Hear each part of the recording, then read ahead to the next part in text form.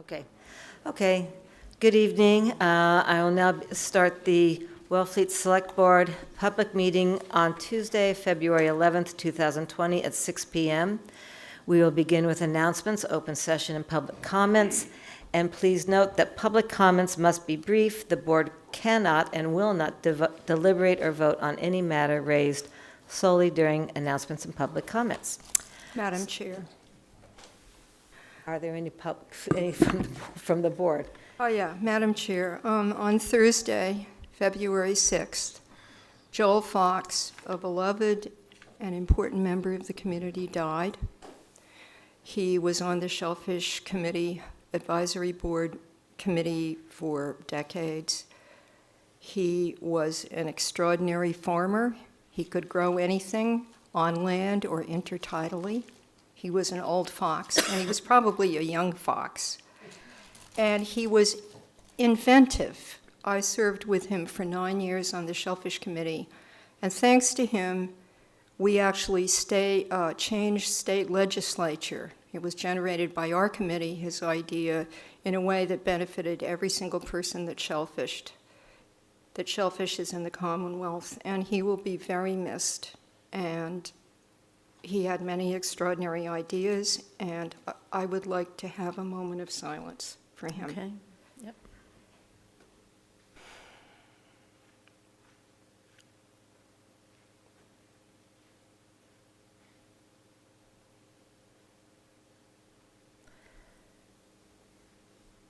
And thank you, Helen.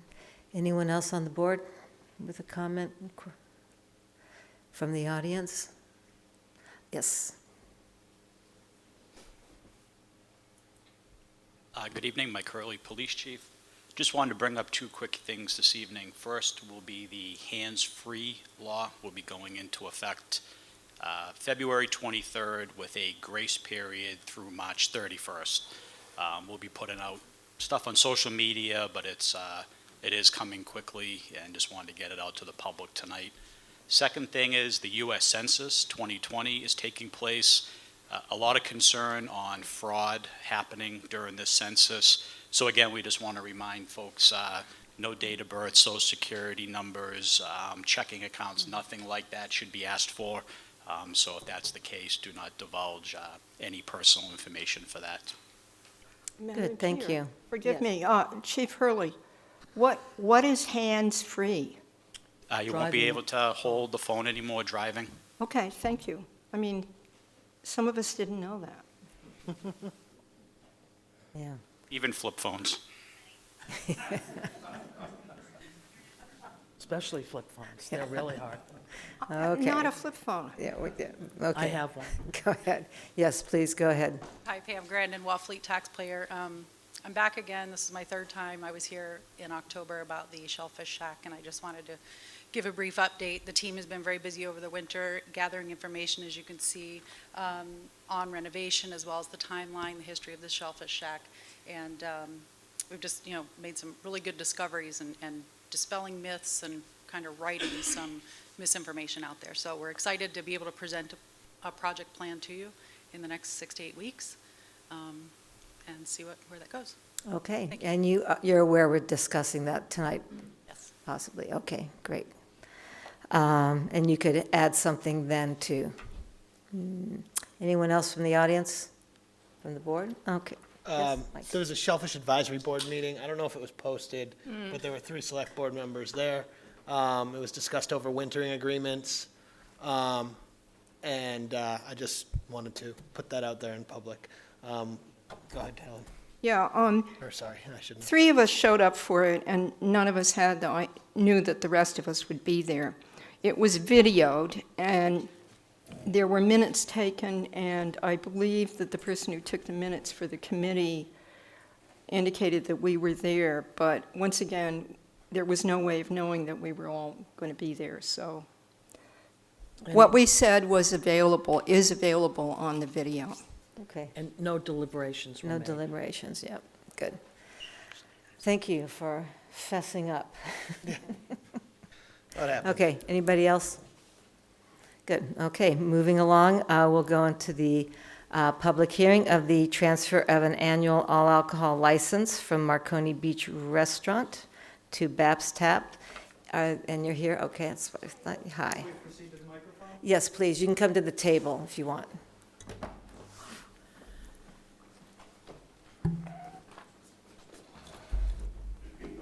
My name is Patrick Daubert. I represent Beth Andrioli and Patrick Pokras, who are the sole members to Babs Taps LLC, the proposed transferee under this application. Good evening. How are you? So I was questioning, because this is not it is a transfer of a license, but it has, we didn't get really very, very good information. So I guess I would like some background. Certainly. Like even your, I guess we have your address in South Dennis. And have you bought, Is it transfer of ownership? it's just a transfer, or So what? There Yeah. was a purchase and sale agreement that was submitted along with the application. They have an executed purchase and sale agreement with the current owners of this property. It's Marconi Beach Barbecue and Seafood. As to who are Beth and Patrick, Beth is a summer kid who has washed ashore to be closer to her family, who have been on the Cape for over a decade. Patrick is also washing ashore with Beth. They've been together for about 12 years. Between the two of them, they have over 50 years of experience in the food service industry. Both are tip certified, and they're really looking forward to bringing a new flavor of barbecue to Wellfleet when they open their restaurant, which I believe they're going to call Block and Tackle. The block and tackle, yes. Okay, so it is a whole transfer, it will be a new business? Yes. And you're just not the ex-manager or something like that? Correct. Okay, we did not, and I actually called Jeannie Mack, and she said she didn't have all the information yet either. Okay, any questions on this from the board? Comments? Kathleen? Yeah, when will you plan to reopen? The closing date is set for March 25th, so we hope to be open by June Your closing on the purchase and sale agreement will be March, 25th. and when do you want to open the restaurant? We would like to open as soon as possible and shooting for June 1st, so After Memorial Day weekend? if we can be open before then, that would be great, so we'll see, depending Takes a on while. everything seems to take longer than you want it to, but definitely by June. 7 days a week, Yes, and hopefully year-round? yes. And are you going to be living in this area or commuting from Dennis? We will be living in the area. Okay. Yes. And is the venue going to pretty much remain the same? Yeah, I Pit out just, front, that type of thing? or- yeah, just a few updates inside, but no major, changes to the actual premises, but just kind of updating it a bit and, cleaning it up, putting some new floors in, and I want to congratulate you. I think that it's, Thank you. it's going to be it is an awesome restaurant. And it, for a number of reasons, I think you're aware of, that it's got septic, water, and parking, yes. many of which don't here in Wellfleet. So I'm going to wish you the best. Thank and you so much. We're very excited to be a part of the community, so we look forward to it. Congratulations. And if Thank you need a line cook, let me know. We will need a lot of help, so. Anyone else from the board? From the audience? There's a public hearing, okay. Great. All in favor of transferring the annual all-alcohol license from? I don't think we had the motion. We didn't make a motion. Yeah. I move, That's what I was. I move to thought I was approve making the it. transfer of Okay. the annual all-alcohol license at 545 Route 6 from Marconi Beach Restaurant, Russell Swart, manager, to Babs Taps LLC, Beth Andrioli, Andrew, manager. yes, thank you. Andrioli, Yeah. manager. Thank you. Second? All in favor? Okay, thank you. Thank you so Good luck. much. We'll see you. Yes. Welcome. Come visit. Thank you. We will. Thank you. And thanks to Mr. Swart to Russell and Marie for years and years of wonderful business. They're great people. We Here, here. we hope Yeah. to do them proud, so. Yep. I bet he's happy too. Oh, yeah. Okay, so moving on to committee update, Board of Water Commissioners. Anybody here that wants to speak to that? Yes, Mr. Hood, Dr. Hood.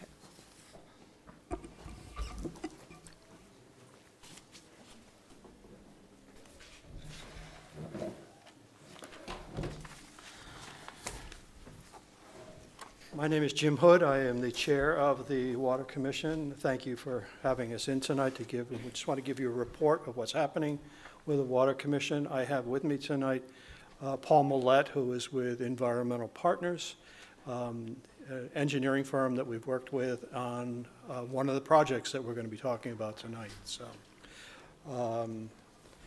at any rate, so I'd like to just kind of go over some of the issues that we've been facing over the last year, let you know what the Water Commission has been doing. We don't, in terms of the budget for the coming year, we do not expect any major changes in the operating budget for this year. We do have some repairs and maintenance that need to get done on the system. I'll talk to them about those. We did this year replace the original pump in one of the wells at the Gristmill Way site, which is the Coles Neck wells. And the cost on that was approximately $9,500 to replace that pump. As many of you probably have seen, the Cumberland Farms property is currently under development, and they had asked for water and did pay to have a water main brought down Route 6 to their property. And in conjunction with that, there was an additional hydrant installed on the corner of Pine Point Road and Route 6. So now we have water service that crosses Route 6 there and comes down on the west side of Route 6 and then back across Route 6 in front of Cumberland Farms. At the same time, Bay Sales Marine asked to extend the water main to their property as well. They paid for that. So the water main was extended, a full-size 12-inch water main was extended down Route 6 down to those properties. So we are able at this point that if any of the abutters on the opposite side of Route 6, on the west side of Route 6, wish to have water, they will be able to have water there as well. The hydrant was an additional cost to the town, and that was $4,500 for the one on the corner of Pine Point Road and Route 6. There was also the Coles Neck Road water main, which was one of our first water mains back in 1989, I believe, that was installed. There were a number of properties that were not connected to the system, and so there was an additional curb stop put in out on Coles Neck Road this year for a house that has been recently built out there.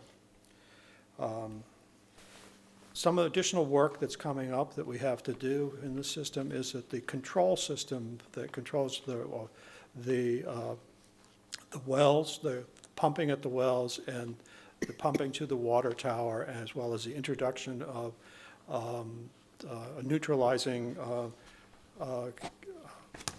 chemical into the system to increase the pH of the water, which, as probably many of you know, is highly acidic here on the Cape. So but that system also controls the introduction of that chemical into the system.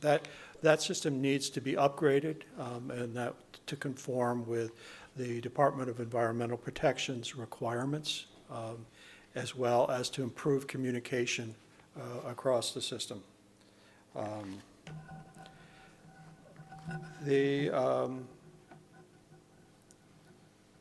As far as revenues go, this year we have added 14 new customers to the system for water, although not all of them are fully connected yet. 2 of those have paid to have the water main installed on their properties. That was Cumberland Farms and Bay Sales Marine. So the new connection fees that will come into town for these additional properties is about approximately $70,000 that we will see in new connection fees.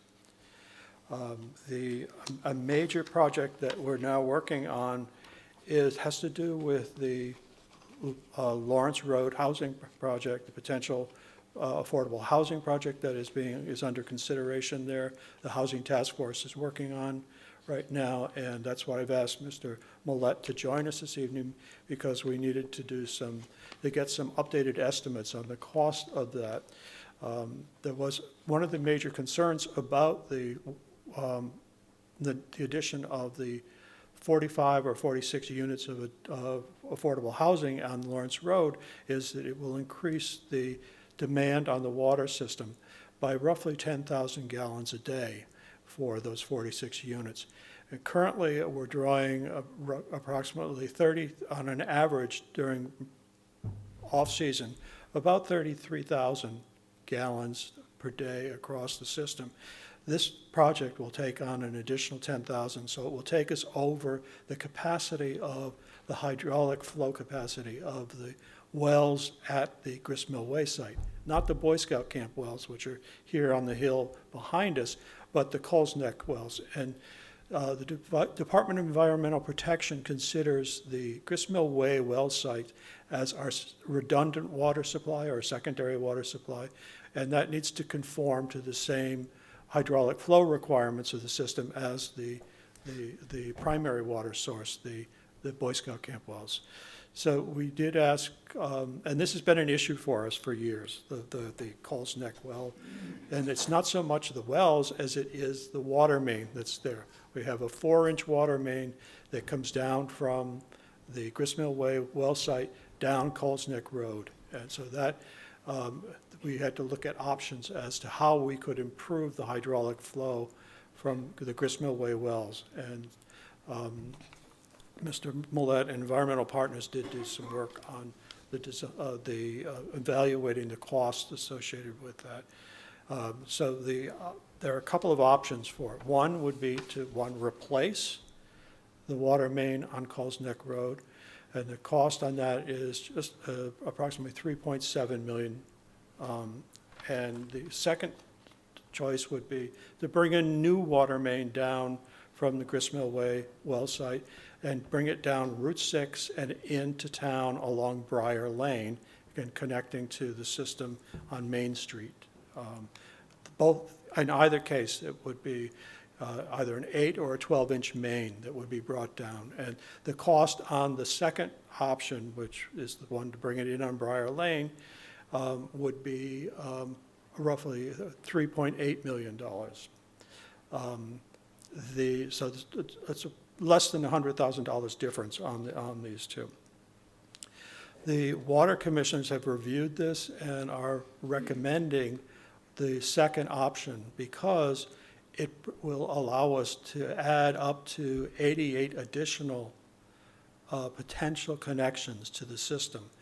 And one of the concerns that we've had for the past several years now is that we need to get more people onto the water system in order to reduce the shortfall and bring in more revenues on an annual basis. So this would help address that issue for us as well.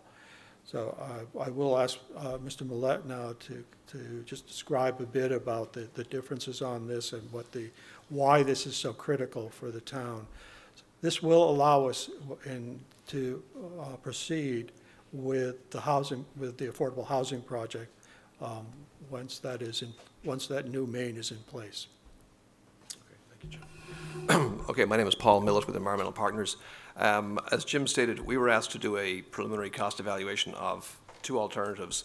The old 4-inch pipe from Coles Neck Road, the need to replace that pipe goes back to our master plan from 2003 and 2006. It's an old issue that hasn't been, quite frankly, advanced in 14 years. The problem is simply there's 2 miles of very small pipe, and the well field has plenty of water to give, and Mass DEP has approved both the Coles Neck well field and the Boy Scout camp for 100,000 gallons a day. The issue isn't the amount of water that's there. The issue is getting it out efficiently. So essentially we have 2 miles of a restriction of a 4-inch pipe, which limits the capacity of the Coles Neck system to deliver water to the overall system. If the Boy Scout camp well was down for any reason, God forbid, or there was a break, then you would be relying on Coles Neck wells through this 4-inch pipe to fill your system. For example, the storage tank has a capacity of 500,000 gallons or 500,000 gallons. It would take about 5 days to fill the tank if you were relying on the Coles Neck well field by itself, pumping through this long, small pipe to give you an idea of how much of a restriction it is. So the need to replace the pipe has been identified for 14 years. We looked at two options. One is to replace the pipe along the same route from Coles Neck along Old Hay Road and along Coles Neck Road. So replace the 4-inch pipe with an 8-inch pipe. That's option one. Option two was to replace the pipe from Coles Neck to Route 6, which is the same as the option one, but then come down Route 6 and then go down Briar Lane and tie into the middle of town. Both of them are approximately the same dollars. It's 3.7 versus 3.8. It's your choice to pick which one you prefer. The advantage of coming down the Route 6 option is there's more customers that abut the actual pipeline, and there's a more potential for attracting more customers. The disadvantage is it costs more money to work on the Mass DOT Route 6 right-of-way, and therefore the cost for that is slightly higher than the other cost option. But that's a issue that we can handle with Mass DOT down the road. So the fundamental hydraulic issue is you have 2 miles of a 4-inch pipe that was intentionally put in back in 1989 to serve the area around the landfill due to some contamination. But that has been a constriction and a restriction that has plagued the system for 15 plus years and hasn't gone away. That's the simple hydraulic engineering story. Cost-wise, I spoke with Jim and with Mike Travato in terms of funding, which is what we always try and get for projects. The MassWorks grant program appears to be the most attractive program at this time. There are no guarantees in the grant program, but because this is an affordable housing project and it's a water main project, it appears that on its face it has some attractability and therefore is definitely worth requesting funding through the MassWorks grant. I'll stop there, Jim. I have a quick question about this. So if the town chooses to go down Briar Lane, does that negatively impact the people along Coles Neck Road at all? Are we going to have to replace that 2-inch pipe eventually, or do both, or what? No, the 4-inch, no, you're not. Is it 4-inch, 2-inch? Yeah. It's 4-inch along the main road and it's 2-inch on Pheasant and, I'm sorry, Oak Ridge and Pheasant Run, excuse me. Okay, yeah. But that will be sufficient. But Okay. I would add that just a couple of asides on the MassWorks grant, that for those of you who don't know, that Truro was awarded $1.2 million from MassWorks grant in conjunction with their housing project.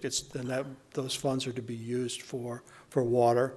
And Brewster received 1.7 million this year from MassWorks. So the money is there. If it's associated with the affordable housing, we have a much better chance of getting a grant through through that program.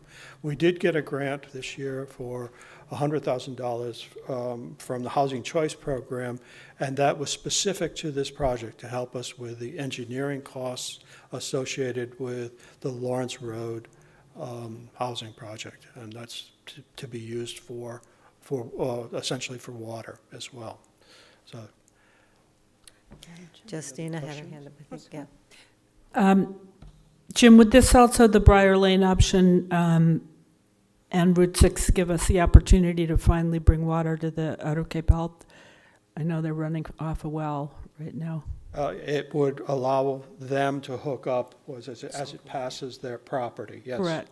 So that would be another, I would imagine, benefit to that option and possibly attractiveness to the grant that we would be able to bring water to a critical nonprofit health resource in the community. Madam Point. Chair. Yes, Helen? I don't believe Mr. Mullet? Millet, M-I-L-L-E-T-T. Millet, forgive me. I'm, what everybody else knows is I used to be a water commissioner and I served on the Water Issues Advisory Committee. So we haven't met, so. My memory from engineers back then and more recently is that the real issue in the North Wellfleet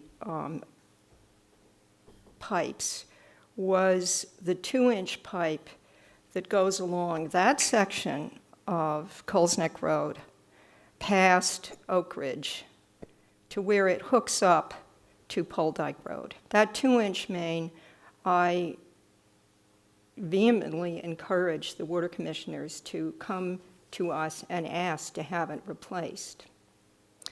The 4-inch pipe that comes from the Gristmill Way wells, because there's more than one over there, those are the wells that originally served our first municipal water system, which was around the transfer station.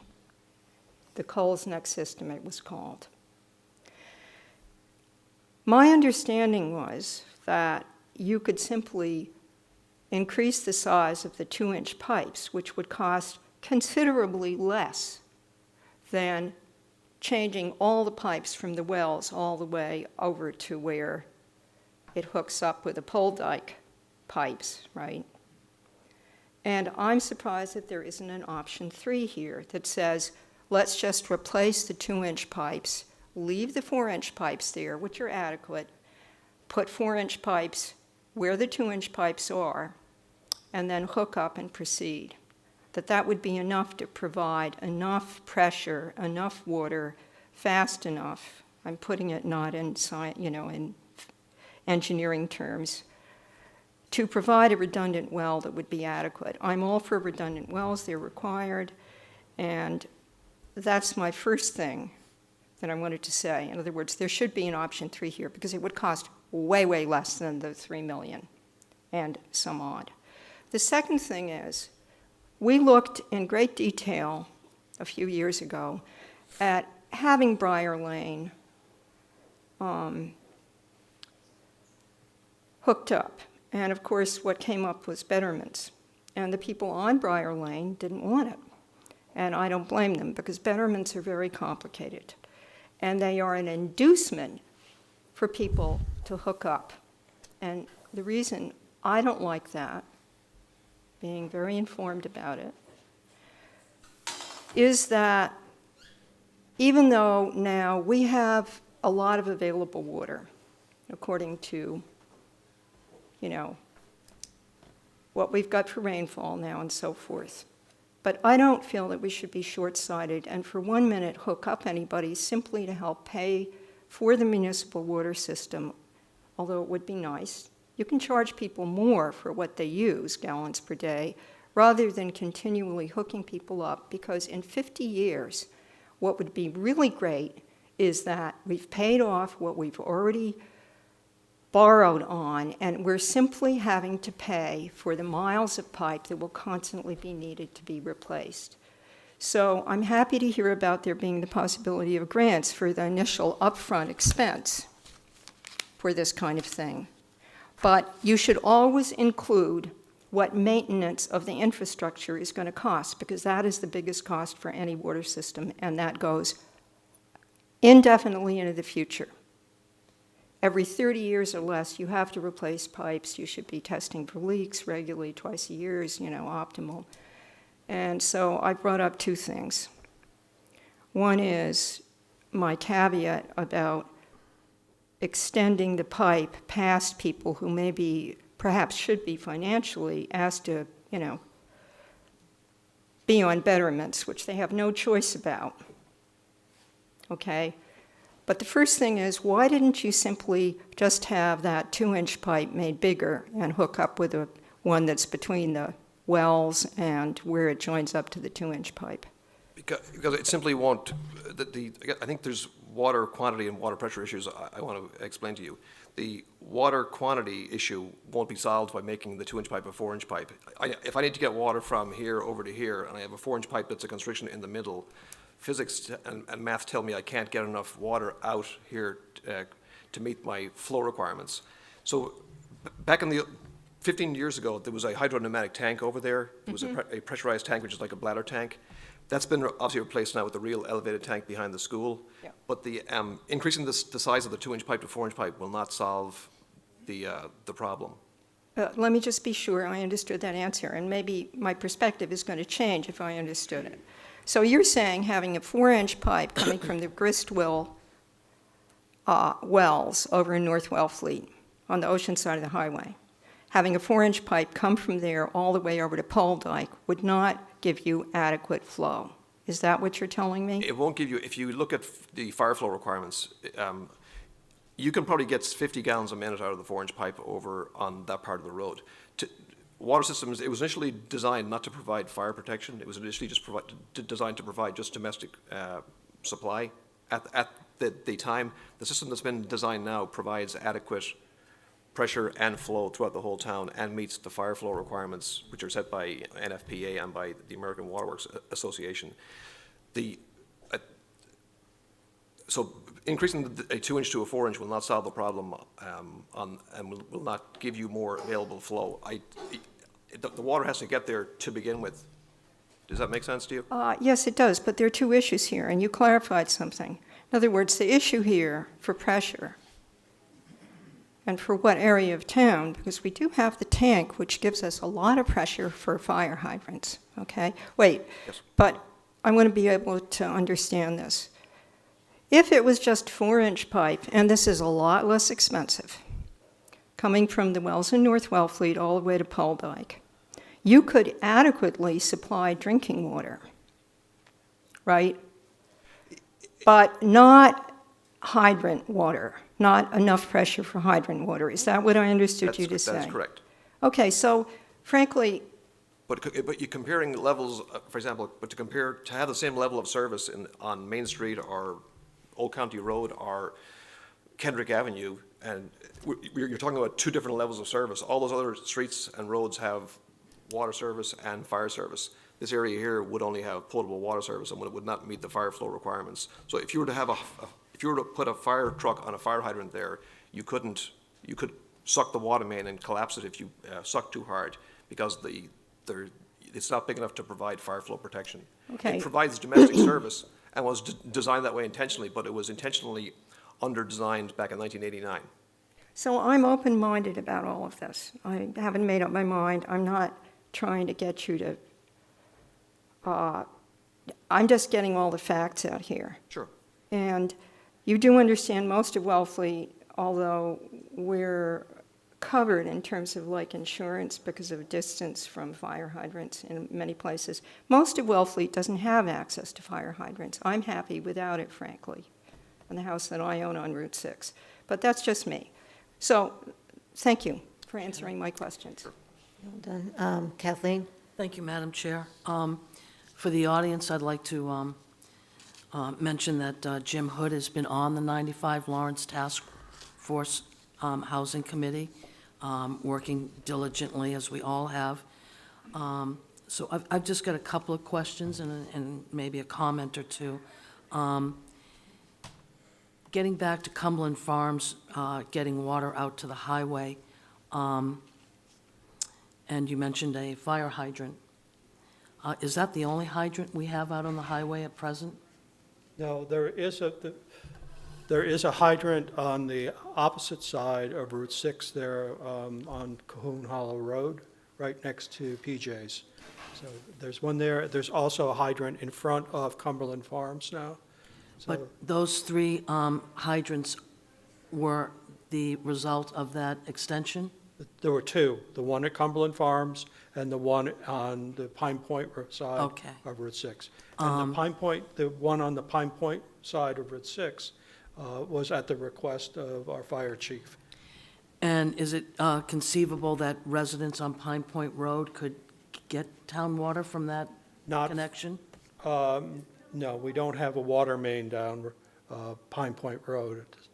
But could one be installed from that point? It could, yes, but Okay. at a cost. Yeah, right, I know that. My next question, do you have an estimate on the cleaning and the repainting of the water tower? No, we have our annual maintenance fee, which is not excessive for the inspection of the water tower. And we're now looking to get a contractor in to actually just clean the sides of the water tower. But you don't have a cost estimate Not of yet. that? Okay.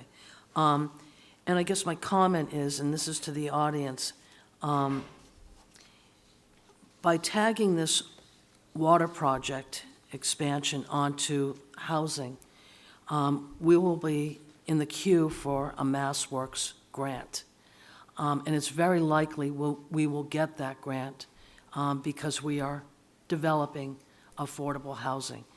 This is top, it's a top consideration from the State House to every municipality in the Commonwealth right now to develop housing. So that's why these grants are available. So having said that, by going forward with the water expansion at this particular time, it would work in our favor because we would be pretty much eligible for getting one of these grants. I just want to make a point that you all realize how the I's get dotted and T's get crossed and how things happen, but let's hope. Fingers crossed. Thank you. Justina? Yes, I was chair of the Water Commission some years more recently than Helen. I think it was after her time that the water tower was built, and I think it was 5.6 million of federal funding, if memory serves me right, to start our modern water system. And I think this is a fabulous opportunity to continue to bring Wellfleet into the 21st century to clean water where it's needed. I'm always amazed that's seen as a negative.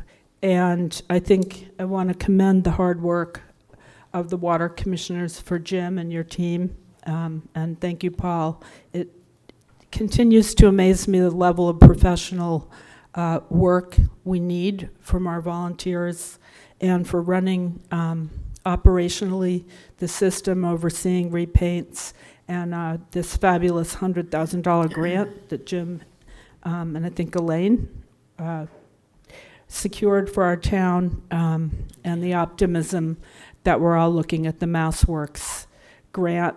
I'm also happy that this would bring the opportunity to finally bring water to our health, Outer Cape Health.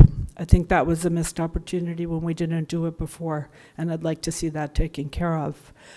So thank you very much for your team for this really extraordinary level of professional work done by hardworking volunteers. Yes, Mike? Yeah, I just want to say that, like, going forward, the most important thing, I think, for the town is to have foresight, which kind of is obviously what led us into the problem where we have to fix this right now. I mean, if they had the foresight that we may expand this system someday, the pipes that were laid would probably not be there. If we're going to lay new pipe down, we should probably be thinking about the future, you know? And so to me, it's very important that we don't try and save a nickel now and spend 50 cents later, you know? I guess that's all I really have to say, is just that we should think about the future and how much things grow in cost over time. And I'm good with just saying that for now. Yeah, good, thank you. Yes. Yes. Two things. It should be pointed out that although perhaps if the water main was extended up Route 6 past Outer Cape Health Center, this came up before, and the center has adequate water. They have their own well. They were approved by the DEP, and it didn't cost the town anything, and they're in charge for their own water.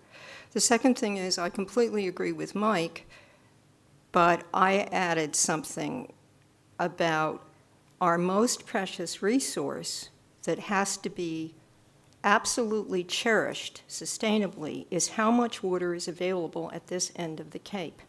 And being conservative beyond belief is something we should really focus on. We want not to not have enough water and to put in more big wells in 30 years. So that's why I'm so conservative. I know our wells can now give us a lot, but we should save that water for people who were required to have it by the DEP, who actually do need good drinking water. Not just people who want to hook up because they want to have more bedrooms or because the town wants to make more money to pay for the water system. Very quickly. Before I forget, Yep. only because I don't want to forget. So last meeting, someone came in and was asking a question about people using town water for irrigation. Do you have any thoughts or working on that, or do you know about it, or then Well, keep your thoughts? interestingly, we're going to be working on that. Okay. And thanks to Helen, she has provided me with She got you. some Good. templates of the Commonwealth's guidelines with respect to the use of municipal water systems for such things as irrigation. Yeah, okay, great, you're on it, thank you. Madam Wait, Chair. Mike, what? Yes, oh, sorry. Mike had something to say. That was my question. Oh, Yeah, okay. So, in fact, I was going to announce this later, but since it's coming up now, so I got templates from the DEP, I didn't misidentify myself, don't worry, for model bylaws. I looked at Provincetown. Provincetown doesn't do it well enough, and they have an unclearly written bylaw. And I brought it up to Jim. I sent him the material. And the Water Commissioners are going to have an agenda item on it in March. And I was going to announce that later to all of Okay. us. Good, great, thank you. Thank you. Thanks.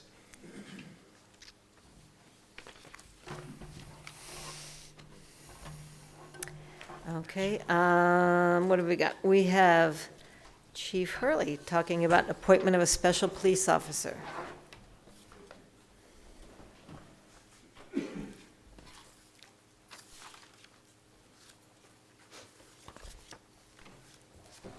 Good evening. Good Just here brief this evening, just some bookkeeping. The chief retires February 20th officially, so just moving him forward as a special police officer, February 21st, 2020 through June 30th of 2021. I moved to, actually, Questions? Yeah, sorry. go ahead, do you have one? Do we really need them? We just received our round of applications for the 2020 summer, and we have 2. Great. Yes. Any other questions or comments from the board? That guy just can't get out of here. I was going to say, we get to see him again. Shouldn't Yeah. we interview him? Who is he anyway? Yeah, Yeah. He's on a bike somewhere. yeah, may I? Is he going to be bike cop? I was going to say he could be bike cop. Yeah, I move to appoint Ronald L. Fassett as a special police officer for the period of February 21st, 2020 through June 30th, 2021. Second. All in favor? Great. Great, thank you. Thank you. So use of town property at Mayo Beach. Is Alice Wells here, the applicant here? Okay. Any questions or comments about this? So wedding, Hold on. Harborside Village, Let me in just, front of the bookstore, restaurant. 10 to 15 minutes. I don't, Yeah, yeah, that's fine with me. no services. Okay, And, everyone's okayed it? yeah, so she's not here. But Would you like to make I a move to motion? approve the use of Mayo Beach on July 12th, 2020, from 3 to 4 p.m. by Alice Wells, subject to the conditions, if any, as listed on the application form, for a fee of $110. second? All in favor? Thank you. And now we have the comprehensive committee board appointment, Comprehensive Wastewater Management Committee, John Kumbler. Yep, might as well come up. And while he's coming up, may I supply a piece of information? Yes, you may. Yeah, so, Mr. Kumbler, this is great, because you have been on the Board of Health. Correct. Right. The town administrator circulated to us, and maybe you're aware of this, is This committee is supposed to have somebody from the Board of Health and somebody from the Water Commissioners and then other people. And there's supposed to be 7 of you, I believe. And the problem is that we're only allowed to default to a person not on the Board of Health or not on the Water Commissioners if nobody on one of those boards wants to be on the wastewater committee. Now, I thought, oh, good. John Kumbler has applied. You know, he's been around the block in a good way. But it turns out that the Board of Health hadn't fully discussed having somebody on it. And apparently there are 2 people who might want to be on it. And no disrespect to you, because thank you, because you're highly qualified. But because of the charge, and because of our practice in the past, no matter who it is that applies in addition, I would like to hold this until the Board of Health discusses it, which Hillary Greenberg Lemos told me they were going to do tomorrow on Wednesday. Just because, you know, it may be that nobody on that board wants to do it finally, but they haven't completely decided. So I would be happy to interview you tonight because you're here personally. Who had their hand up first? I did. Okay. I just want to point out to the board that the charge of the wastewater management committee will have to be reviewed and changed in the future because their charge is to complete a wastewater plan, which our consultant, Scott Horsley, is in the process of getting approved. So I don't know how deep into the weeds we want to get in terms of that the members are supposed to come from different committees, because it's going to have to get reevaluated, the charges. It's not a perpetual standing committee as it is so defined. Madam Chair? Kathleen had her hand up. Okay. Yeah, Helen, I also spoke to Hillary this morning, and I'm going to disagree with you on this. I would like to move that we do appoint Mr. Kumbler this evening, and I'll tell you why. In talking in depth with Hillary in person today, she did say that there were 2 people that were slightly interested in maybe this appointment. Having said that, she felt that John would be a very good fit and a very good complement to the people that are already on this committee. How do I put this in a diplomatic way? That he would be the individual that could kind of end the stalemate that's happening with this particular committee. So she was very much in favor of John being appointed. Madam Chair? Yes. And I am too, but I'm just following what we've got in paper, which is reasonable. And it's just a wait of a couple of weeks. And in the meantime, one can attend the meetings if they have any. And I'm a little, I'm not quite sure what Justina was referring to about changing the charge, because the last I heard, that committee is very eager to finish their job and to segue into the new stage of the 208 plan with the town organizing it. They haven't, to my knowledge, changed their mind about that, although maybe they'll meet on it and decide that they want to go forward as the wastewater management authority, which is something that's required by the 208 plan. Janet, Helen, it's not that they've changed their mind or how they feel. It's just the charge of the committee, as I believe from town meeting, was to do a wastewater plan, which is winding up.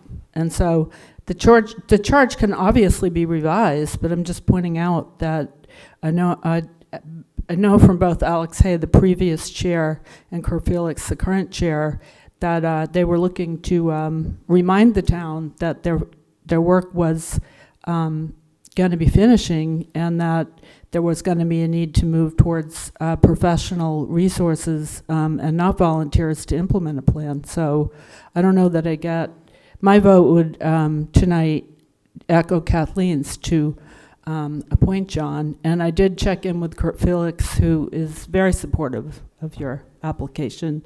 And I wanted to make sure how the committee chair felt. Madam Chair, Okay, may I ask you to poll the board with regard to making the appointment or postponing it? you just want a motion? No, I just have poll a- the board in, Mike wants to. Okay. I just have a question before I can't poll yet. Are there 2 available seats right now? No. 1. Okay. And the actual language for the committee, Dan, through, Chair. or maybe Helen knows Yeah. can you read the actual language that is The charge. the charge Yeah. for appointing on the committee? Because I think process is somewhat important here. Well, But- it came, Dan very kindly put it together for us and copied us with it. And Dan, are you You didn't get it? maybe I looking didn't for get it? it.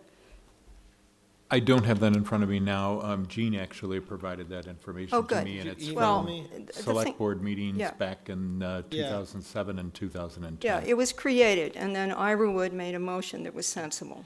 he could simply be appointed as a member at large. If nobody from the 2 regulatory boards whose members should be on it according to the charge, I'm not saying, I don't think like this, but I'm very careful about language, and I want to remind the board that in the past, we have more than once, if there's another applicant who might be coming in, we wait until we've heard from everybody, and it may be that by the next meeting, and I would think it would be by the next meeting, we know whether or not one of the Board of Health people would want to do it, because one of them, or maybe either one of them, would be as good as John, and I might still vote for John, but we should hear from them, because that's our language right Right. now. Okay, guys, it's just a little wait. Well, I I don't agree. have the charge in front of us, so I don't know the language, and I didn't see it from Jean. So this, whoever is the power that be with getting people to come to committees or being appointed to committees and presenting them to us, you can see that there is often confusion with people being appointed to committees without the committee having any kind of input in it, right? So this has always been an ongoing kind of problem. So personally, I feel there's no problem with appointing John tonight. I'm sure he would be agreeable to being kicked off the committee, maybe. You know, if someone else better comes along or something. I mean, he has enough to do if somebody wants to replace him. Madam Chair? Yes. You have 2 vacancies on this committee right Yeah, now. that's what what I I thought. thought. You have, Yeah. Oh, good. so you Yeah. could So- appoint John and Yeah, also fine, have a good. Let's have a representative. motion. I move to appoint John Kumbler to the Comprehensive say Wastewater No, Management we know Committee you. to fill a term ending June I would 30th, like to say 2021. something so you know what you're getting. Okay. Moving along, Um, okay. What we should get is 10 John Kumblers. You want more than one. Are you going to announce you're going to run for select board? No. I've been obsessed with the question of nitrogen overload in our estuaries when I was on the Board of Health. I then moved to the Conservation Commission, taking with me my obsession. On the Conservation Commission, Hillary is the one who said, you need to be on the wastewater because this is your big issue on, Right. or on the Conservation Commission. This is a major issue for us in conservation, and the wastewater has to deal with that, and conservation has to deal with the consequences of the decisions that wastewater makes. I think it's important from the point of view of the Conservation Commission, and also obviously our wastewater, and as the PCC points out, we have a problem to have someone on the wastewater who brings the Conservation Commission perspective there. That's why I put my name in with Hillary's suggestion. I'm on 4 other town committees. I'm not rushing to be on another one. Right, that's what I but mean, I yeah. do feel that this is very important. It's He's a good fit for session for this. me, Yeah, I and that's agree. why I put my name in. But if there's a problem, Oh, no. I'll, I don't- you know, I don't- not do no. it. Yeah. Finally got to the bottom. I think it's Yeah. great, Madam yes. Chair? So Kathleen's going to make a motion. But wait, I need to say something. I'm sorry. You already said at least 3 things, but go ahead. That's what we're here for. Okay. Not really. Mr. Hort made it all go away as far as my caveat about the language needing to be, we can't just throw charges out in a meeting because we feel like it. But I didn't know there were 2 vacancies. So you can be a member at large. We don't even have to put that in the motion. Win-win. And maybe we'll get somebody from the Board of Health too. All good. Okay, so Kathleen's making a motion. For the second So for the time. second time, I yeah. move to appoint John Cumbler to the Comprehensive Wastewater Management Committee to fill a term ending June 30th, 2021. Second? All in favor? Thank you, and thank you for Thank you. all your service. Consolidate all those 4 committees to one. So you didn't have, you didn't have to say that. Adding in, agreement, and it was all. I wanted to give him reassurance He's from my good. point of view, and it Yeah, was fine. okay. It took 2 seconds, Janet. Well, Okay, a little ladies. more. Okay, so request for May as Celebrate Herring River Month. It's okay. Oh, okay. How My are name you? is Elizabeth Wiley Chapman, and I'm the chair of the board of the Friends of Herring River.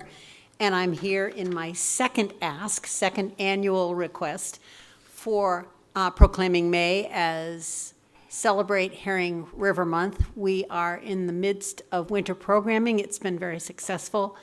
We're going to continue that with a much more rigorous set of programs all in the month of May. But in January, we had 90 people come to Barbara Brennessel's program on aquaculture and shellfishing, and today we had 45 people come for an outstanding lecture by John Cumbler on the early history of the importance of the Herring River to the indigenous and European settlers in Wellfleet who depended on Herring. a transfer of salt water to keep a salt marsh estuarine habitat healthy for their purposes of food and also the way that they live their lives on this river. Next month, we're having a call for volunteers from the community to count herring. We have a citizen scientist program. We report our findings, visual findings of what we see in the river, literally counting them fish by fish. We report them to the Association to Protect Protect APCC. Yeah. And they combine our data with all the other data on the Cape. And this is pre-restoration data that will help us determine the importance of changing the flow of the river to return it to salt. And in April, Andrew Gottlieb from APCC is coming to speak with us about the state of water. And you have heard him. He's speaking all over the Cape on this topic. Very important. And Barbara is coming back in May as one of the programs that we've confirmed for Celebrate Herring River Month, and she'll be speaking again on aquaculture and shellfishing in Wellfleet. So I'm here to ask your permission to say that the Board of Selectmen has proclaimed May as Celebrate Herring River Month. Show us. Sounds good to me. Sounds Can- great. Any questions, any comments? Want to make a motion? I Sounds move like a to one- proclaim, Go I'm ahead. sorry. That's okay. I just wanted to thank you for that, and that it sounds like a fabulous set of programming, and I'm earmarking several of them to attend myself. Excellent. Oh, and I wanted to say that our first public hearing before the Cape Cod Commission is likely to be scheduled the first 2 weeks in March, and I will be back to the Select Board with the exact time and date. It will be Oh, good, here in this building, but we only have a tentative expectation. It's the first of what may be several public hearings, and it is the hearing of our application for a permit for demonstrating the beneficial interest that this restoration has to the Cape. And I also think that it would behoove anyone interested in what's going on environmentally in town to read the application, which is online on the town's website and available in the library as well. So this is really solid, scientific-based evidence of the need and what we can do. And so I really encourage you all to read it, please. It's very good. Thank you. Thank you Thank very you. much. I move to proclaim May as Celebrate Herring River Month. Second? All in favor? Okay, unanimous. Thank you. Thank you for your hard work. Did I sign warrant for presidential primaries? Does Jennifer want to, there you are. You want to say anything about this or explain it?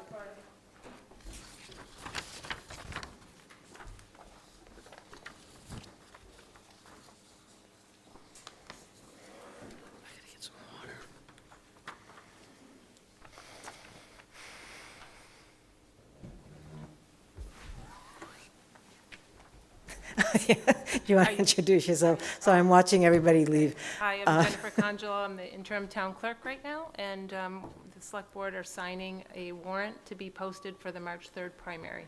Polls open at 7 and close at 8, so right here at the COA. Any questions? So I was amazed at the posting of all the different candidates. On the Democratic And ballot. not just the Democratic, but the Independent, there are some other parties, yeah, Libertarian and the Green Rainbow yeah. Republican. If you haven't gone into town hall, just look, there's lots of names on the warrants. So, any questions, any comments? I move that the Select Board sign the warrant for the presidential primaries for March 3rd, 2020. Second. All in favor? Thank you. Thank you. I'd just like to mention also that our local elections are May 4th. Wait, speak a little louder into the Thanks. mic, please.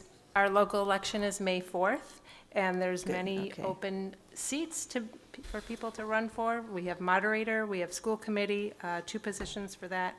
Library trustees, there's 2 positions. Cemetery commissioner, 1 position. Housing authority, 1 position. And Nauset Regional School Committee, 1 position. Did I say select board? No. You didn't, but yes. 1 position open for the select board. So come Okay, down to the good clerk's time. office and take out papers. Thank you. Thank you for everything you do, too. It's a busy job. And we're almost done signing. Here, take it with you, please. No, Justine is the only one who has to sign. Okay, moving on to the request for stairwell from Town Hall parking lot by the Historical Society. Would you like to come up and explain it? So I have a technical question for you. Why is it called a stairwell and not just stairs or a stairway? I always thought a stairwell would be inside a building. Interior, yeah. Well, Yeah, yeah. I'll have to go over our presentation because I didn't catch that. It should be stairway if it says Okay, good. I thought it stairwell. was me. All right. Yeah, we're here to ask permission to put a stairway up in the southeast corner of the town parking lot to give access to the Wellfleet Historical Society. There's presently a pathway there now that's covered with roots and is quite heavily used and is quite dangerous. So our intent is to put a formal stairway in and make it safe and secure, and we will maintain it. And we also want to put a very small pergola at the entry to it, just so that it can be more visible, and it will provide a place where we can put a little signage just to announce what it's for. So I'd be glad to answer any questions. So with the lighting, I don't really think solar lights work well, but it might be to your advantage. It'd be less expensive and not having to run electricity. And if they are on, obviously you want them on at night. However, is it going to disturb the neighbors at all? Right. Well, the solar lighting is quite dim. Yeah, it is, I and, know. We're really kind of concerned about the liability and the safety going up there. We're proposing putting in some low voltage lighting, but it would be much more significant than the solar. The solars also tend to get knocked over if they're freestanding, and they're not particularly well made. So if we do have lighting, we can put it on a timer and limit the hours. Yeah, good. Any questions or other concerns? Kathleen? Yeah, how is this neighbor doing with this? Is this, We have not had any contact with them. They're a new owner there. We and know they- that, yeah. And they rent, I think it's an Airbnb in the summer. They've been notified, right? As We an have abutter? not- We have. We were waiting for approval from. Yeah. Oh, okay. Yeah. I would think that you should have some sort of conversation with them first before you came for approval from us. I Is it their would really property? like them to weigh in. No, it's not. What? It's not their property. Yeah, they're here's butters. the- You It does usually- affect them if you see how close that is. Kathy, here's the issue with that. The people that bought it as a rental property. They're not on-site people that live there. And the way we've designed it is to keep the lighting low, and it's going to be a very low profile. Okay, and then my second question is as to liability. Who's liable? Town? The Well, it town's would be- liable on It this? would be the town's liability. It would be That on the doesn't work for town's me either. property. And that's one reason that, we considered making it a formal stairway, not just a bunch of haphazard landscape timbers going up there. It would meet all the codes for a public stairway. It has to be noted, too, that people are using that staircase, that area. And it's They're using just- the path Yeah, anyway. the path, and it's Right, and- slippery, and there's roots, and if there's a liability issue. Right, I agree. More than likely would come from something like that. I understand that, but now we're creating a stairway with, population that's elderly going up and down that, so on and so forth. And I would like the Historical Society to consider indemnifying the town with regard to liability issues on this particular project. Dan? I apologize that I hadn't had a whole lot of time in advance to review this. I do want to talk to town council about this because I'm thinking that perhaps if they're going to build a stairway, that we have to give them an easement, and we can't just give them an easement. It has to be approved by town meeting. We didn't do it with Hatch's Market, so, yeah. Justina? Janet, through you to Mr. Hort, don't we have some sort of umbrella liability policy for town property? Yes, So like if someone went into town hall and fell down the stairs, it's, we do carry liability. right, so I would imagine that this would, It most likely would, yeah, yes. because we have to deal with liability with all town Everywhere, yeah. Yeah, property. this calls to mind the staircase at the library as well. So there is a precedent. I mean, there is something existing. Yeah, Madam Chair? And so I'm going to get you, so the library has, A staircase from that upper yes, parking lot. so, area. and who owns that, or what? Only that one exists already. It's not as though this is something Yeah, new that we're asking the town to do. okay, I see what you mean. Okay, yes, Helen? So, you just stated that the Historical Society would be maintaining it. That's right. Yeah. I met with Mark Vincent, and he was Yeah. concerned that he didn't have to shovel it if there was snow. Yeah. I said, no, we would do that and take care of it. So I really appreciate how much safer this is going to be. I've graduated. I'm the old person on the board now, and I've graduated to being somebody that needs to hold on to banisters. For example, I can't use the stairs going down to the Memorial Garden. That would just be very stupid of me. And it's a pity because they're beautiful stairs. There's no banister. And I've gone up and down that path, right, onto the Historical Society property, and felt like I was risking something, So I appreciate that you're doing this. I appreciate, and will you give the town something in writing about maintenance into the future? Because we're talking about in 20 years.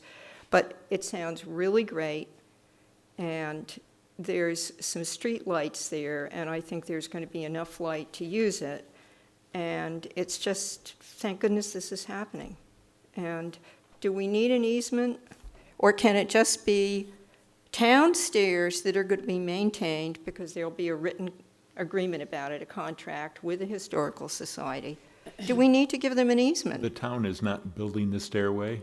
Someone else, an outside entity is, and that's why I think you might need an easement. Oh, Yep, Mike? The reason I don't think we'd need an easement is if they were to donate a stairway to town property, we would own the stairway, right? The easement would be giving them the stairway on the property. If they're gonna donate a stairway, then I don't see how we need an easement. No, the easement is donating the land. We're not donating the land, We we're don't- if we- allowing yeah. the stairway that's being donated to be on town land. So there's no easement involved in that situation.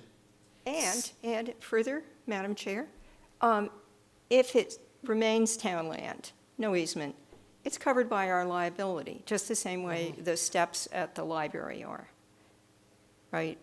Yes. Regardless of how you vote, I will check with town council on Yeah. the legal liability issue Yeah. and whether we need an easement or not. Yeah. Can I have one more point yes, you here? may. There's stairs all over town, there's stairs in every building, there's liability everywhere. We can't not have stairs because somebody might fall. We'd wind up without any stairs. Yeah.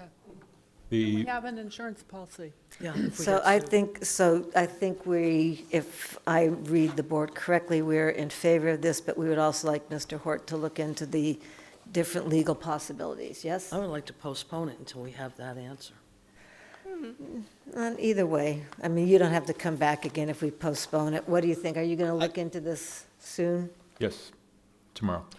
Can I just clarify, I'm not arguing what we're postponing it to learn. To see whether we want to grant If we an have to grant an easement easement, or what have the the stairs legality is. donated. If they want to donate the stairs, those two questions. I don't want to What set it- the what it wrong might involve precedent with here. you. no, with- I would assume we would have no problem with donating the stairs. Thank you.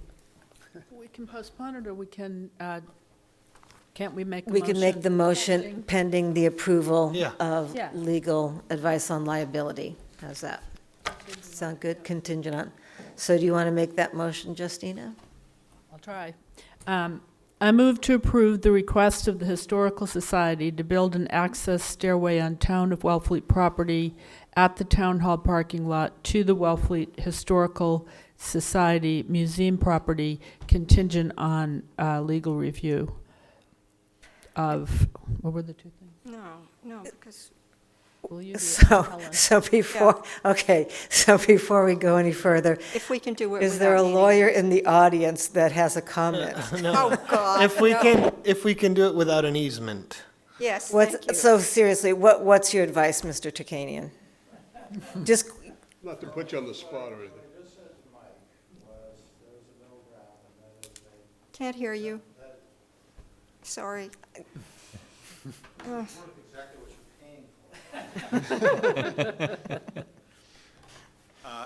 I would encourage you to talk to town council and make sure that this is on a firm legal footing before you do it. okay, you're right. I think there is probably a middle Yeah, ground, which I is mean, a I get revocable it, yeah. license, which gives them permission to maintain the stairway and allows the town to revoke the license if the stairway is not maintained in a condition that gives the town a warm, fuzzy feeling liability-wise. So that's why you should talk to town council, because there are options out there that you haven't discussed. Okay, very good. Thank you very much. So I move to postpone this until we have legal opinion from KP Law. Yes, thank you. Is there a second? Second. Postpone? All in favor? Aye. Good, thank you. So what's our responsibility from here? Do we stay in touch with Mr. Hort? Yes, Okay. yeah, I'd give him a week or so, for town I'll council let you know get- as soon as I to hear get from back to KP us, Law. to write up just something. you for your Great, hard work. thank you. You gonna say Which this I've again? also thought this has been a good idea for, what, at least 10 years to get this stairway done? It doesn't. Okay, so we are now coming to the Expedition Blue presentation, and after long, no, what are we up to? Oh, Telephones. Telephone, Telephones. gosh, this big telephone, sorry, Telephones. wishful thinking. Okay. Good, thank you. Good evening, Madam Chair and Select Board members. Mike Travato, Assistant Town Administrator. Beside me, I think you all know Harry Takanian, our former Town Administrator, also the Building and Needs Assessment Committee Chair, and apparently our new legal counsel. There's a third member that helped with this project. I just want to recognize former Police Chief Ron Fassett. He was involved with this process as well. Excuse me. We're here for the approval of the purchase and installation of a townwide phone system. I sort of inherited this project from my predecessor. Harry and Chief Fassett were already well on the case with this project when I came on board. And we've been looking at 3 different phone systems, narrowed that down to the phone system in front of you tonight, and the vendor. It's the MyTel phone system, and the vendor is Partners Technology. Some of the challenges, we have very old handset equipment across the board here in town.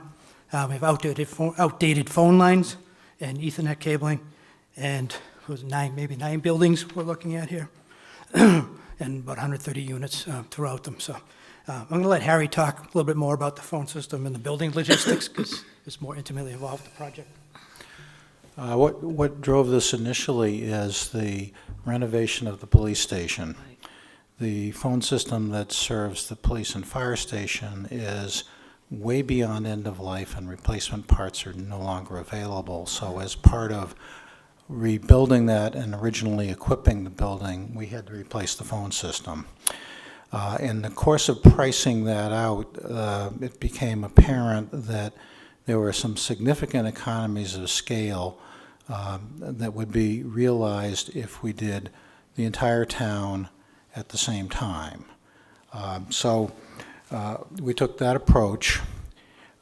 We selected this vendor. This vendor is on the state contract, so we can do business with this vendor without doing a request for proposals or a bid document. And that was one of the motivating factors, because I know that I do not have the technical expertise to draft a request for bids for a phone system. That's outside of my technical domain. So being able to purchase from a vendor who is who has an approved state contract to furnish this, and will furnish it at the rates in the state contract, was really the only way we could do this project. As part of renovating the police station, there is a server room in the police station that has space for the phone equipment. The power is conditioned, it's climate controlled. It will get the existing phone system out of the attic in the fire station, where it gets toasty all summer. We can use the existing town fiber to have that installation service the other town buildings. And there is capital money in the capital plan to cover the portion of the installation that's outside the police and fire station, and there is remaining owner's contingency money in the police station project to cover the police station part of the cost. So we've got 2 sources of funds we can use to pay for it, and it will get us off the phone system that somebody bought off the back of a truck about 2 decades ago, and really it's not a good phone system. And again, parts are hard to obtain for that as well. So that's the rationale. And just for the audience, this is a new phone system in every town building? Essentially, yes. More or less, I'm not yeah. sure about the transfer station. Yeah, and the harbor, maybe, I don't know. Yeah, and either. maybe not the harbor, but it will allow 4-digit extension dialing between town buildings, so you won't have to dial a 9-digit number to get to the library. It'll be a 4-digit extension. It allows a voicemail system. It allows calls to be forwarded. So, for example, a police chief who's out of the office can have his calls forwarded to his cell phone. He will be able to return calls from his cell phone, and they will appear to come from the police station itself, not from his cell phone.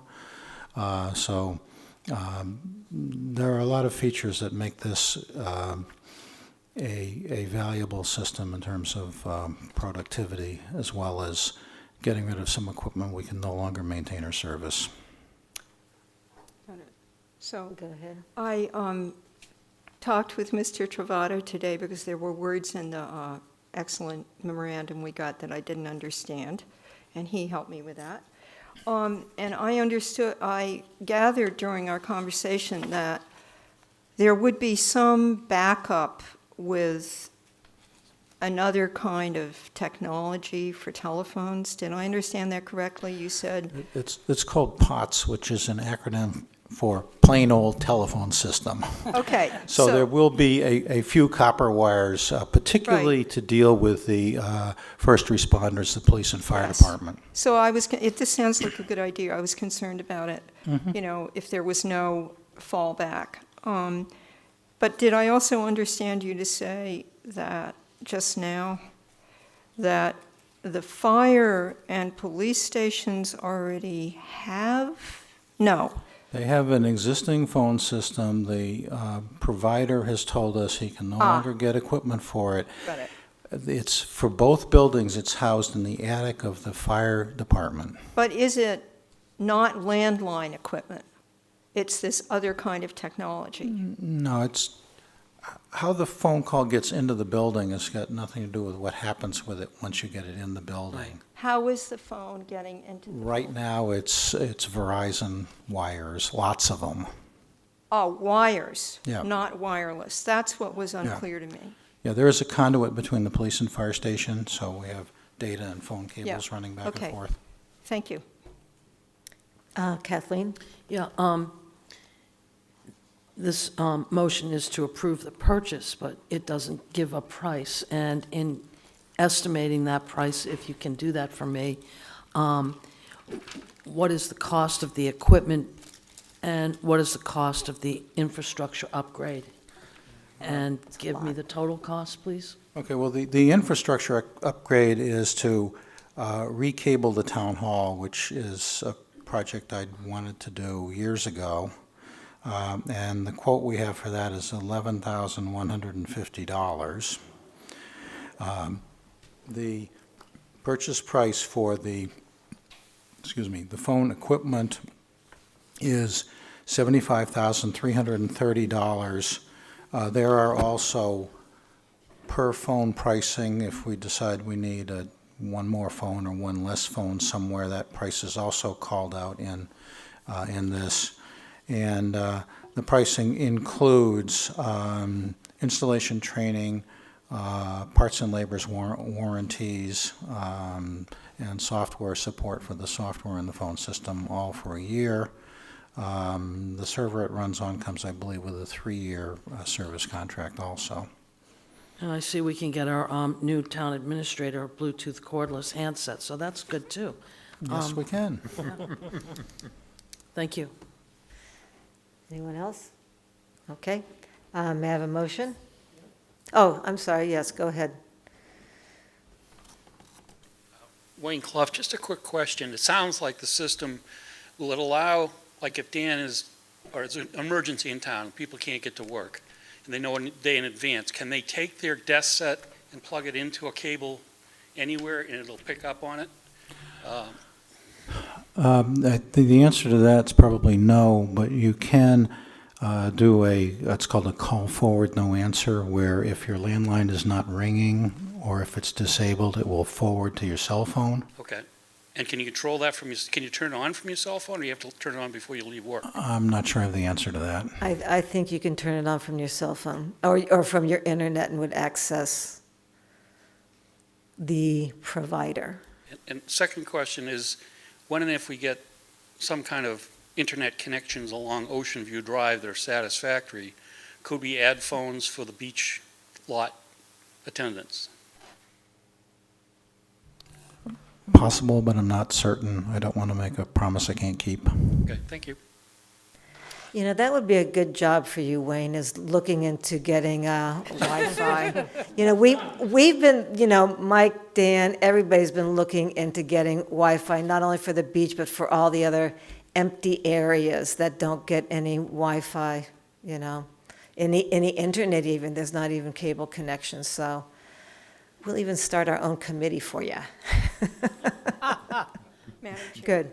Yes. So are we looking forward to seeing actual numbers in terms of money on a warrant article so that we can do this? No, this is not The a money warrant is article. previously appropriated.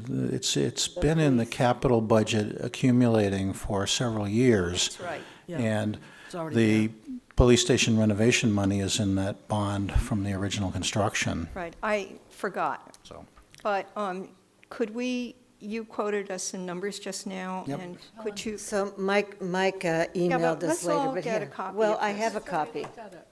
what? You can We've all look at looked at it, it. but then give it back to Kathleen. So Mike Can we just Travato. have copies of this electronically at some point? I'll It's- resend them to you. Yeah. We It gave them was to you sent originally. today. It Mike was sent sent it to out. us. Oh, I haven't, You haven't looked at your I email. actually I sent the numbers out yesterday.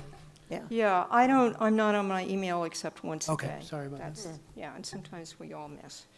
Yeah, so yeah, you do have them. Good. Sorry. Can I make a motion? Did we make a motion? No, go.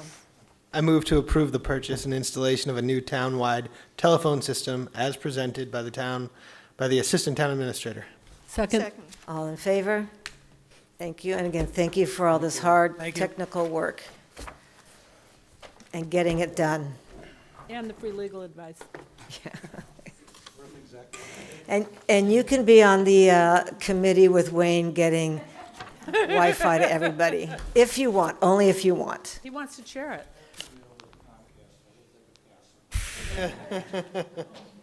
If not you, who? Oh, if you want to stay, you can. So this is what's going to happen with the blue economy. I was kind of pushing it because I wanted to, I think a number of people are here for it. You know, we have a lot going on in our harbor. And one of the things that I've been select person for 4 years. We've talked about it for 4 years. There is a plan that the harbor master has tentatively developed with GEI, which is an engineering firm that we usually use. And we've got the Shellfish Shack on tonight. We've got the blue, the Expedition Blue project going on. And what I want to do is postpone everything until we get the harbor plan in place. So Heather, I wanted to call your I know you've worked on this so hard, and Deb Felix left already, but I wanted to tell you that I just want to postpone it, because as we've been doing this with the harbor, we go Shellfish Shack, yes, Shellfish Shack, no, purchase this property, don't purchase this property. And with all of these different projects, we really need to know where it's going to go with a comprehensive architectural or whatever, engineered design. So I would like to postpone this, and that ask Mr. Hort, again with Mr. Flanagan, and did Mike leave? There's Mike Travato, to really get a work meeting together, maybe some afternoon where everybody can come and put in their final ideas of what the harbor needs and get that going. Yes, Mike? I don't have a problem postponing it, but I just wanted to ask if we know that this plan is going to incorporate that whole parking lot area. The and plan the that Mike Shellfish Shack. Flanagan, Yeah. So there is probably an 11 or 10, $20 million project that incorporates literally everything. So that's like a little too much, and we might have to take it off in pieces. And again, I don't want to say anything because I don't have any say in it. You Like know, a it's just- development of the it's waterfront? From like the whole harbor and where the gas tanks are going to go. I mean, we still have to figure out where the gas tanks are going to go, where Suzanne isn't here, but is the beach sticker shack going to be moved? I mean, all these things. So we've really got to get a plan so that we're not doing these little piecemeal Sure, yeah. decisions. The other thing I was wondering is if, you know, I don't have a problem postponing it, but whoever came to give a presentation, do we not want to hear it, or do we just want to hear that some other time? I mean, we're not. No, we don't want to hear it. Okay. Do we want to hear it? I'm sorry. Madam I'm sorry, Madam Mike. Chair, Yeah. Madam Chair. No, wait. Yeah, I told him not to come. Okay. Or Mike Fine. told him not to come. I just don't like people to have I- to sit through a that's- whole meeting before we tell them they Yeah, can't. and so I'm sorry for whoever else was here. I kept kind of wanting to advance it, and I didn't. Yes, Helen? So there are 5 of us here. I am very ready to discuss the one proposal for having this installation, the Expedition Blue installation. Other people have shown up. And I'm sorry that whoever was told we weren't going to act on it, it is on the agenda. People have been expecting it. And I think this is an outlier. I think that this little unit that's being proposed is an outlier, and I am fully prepared to discuss it and vote on it tonight. I don't think it's part of what we need to consider for a larger plan, which we should consider in toto. I don't want to just kick this down the road. I think personally this is something I am very underwhelmed by, not consciousness of the blue economy, which this community is very conscious of, the blue economy, but this installation in a flood zone at a time when sea level is rising, when we have extreme storm events, and, you know, we Point of shouldn't order. be, Yeah. I'm not done. Well, can May we hear I from finish, please? No, well, my point of order, Helen, is that I think that it would be more appropriate if we're going to hear the presentation, which I think it makes more sense to postpone, that you hold your opinion on it until the board's had a chance to see what we're looking at. I would So, simply, wait, through so you- wait, stop.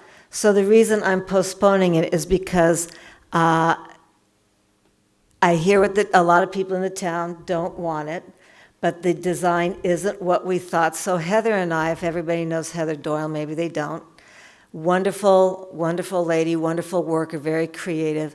She and I met at a conference, and the background of this was that, you know, the Cape is encouraged to have, all right, so I'll give my spiel about the Blue Expedition Blue and Blue economy, that it was to get the Cape recognized as having a year-round economy rather than a seasonal economy based on water, surfing, boating, restaurants, and hotels, and that it was a Cape Cod Chamber of Commerce as a marketing tool. So I know totally, I've talked to Ginny about this often, or at least once. Madam Chair. Wait, I just want to explain, because this is for Helen and the whole background. So the idea is that cultural tourism is huge now. Historical tourism is huge. It lets people who aren't going to go to the beach and go to restaurants do other things in a town, and it creates more of a year-round economy. You know, you go down to the harbor, which to me, I don't want to say underutilized because we certainly use it a lot, but I will say it's utilized Utilized in the winter. it's what? Underutilized in the winter. Underutilized in the winter, but it needs cleaning up, it needs fixing up, it needs some love. Our harbor needs some love. And doesn't it need love?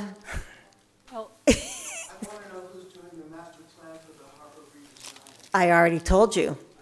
Okay, so I digress. So the idea is that Cape Cod Chamber of Commerce has the blue economy, and I know it's gotten a really bad name because of the shellfish cutler bill, and that, you know, that's another side that Ginny's been really good at keeping track of, and the shellfish community has been keeping track of.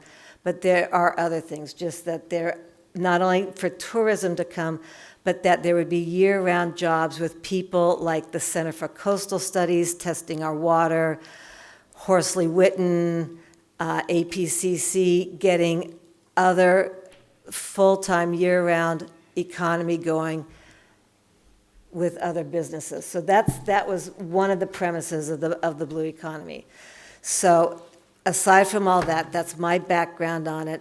Then they had this project with the Expedition Blue, which was really to get people that you come down. If you've been to the National Seashore at all and a number of other parks, you can go to their buildings, and they actually have like frames.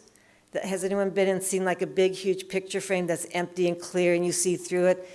And the idea is to get people, when they come and they look, say, at Salt Pond Visitor, and they go, oh yeah, look, salt marsh or the sky, that they look through the frame and it plays with your brain, and you look through a frame and you see things maybe differently. You take that extra moment to see things a little differently.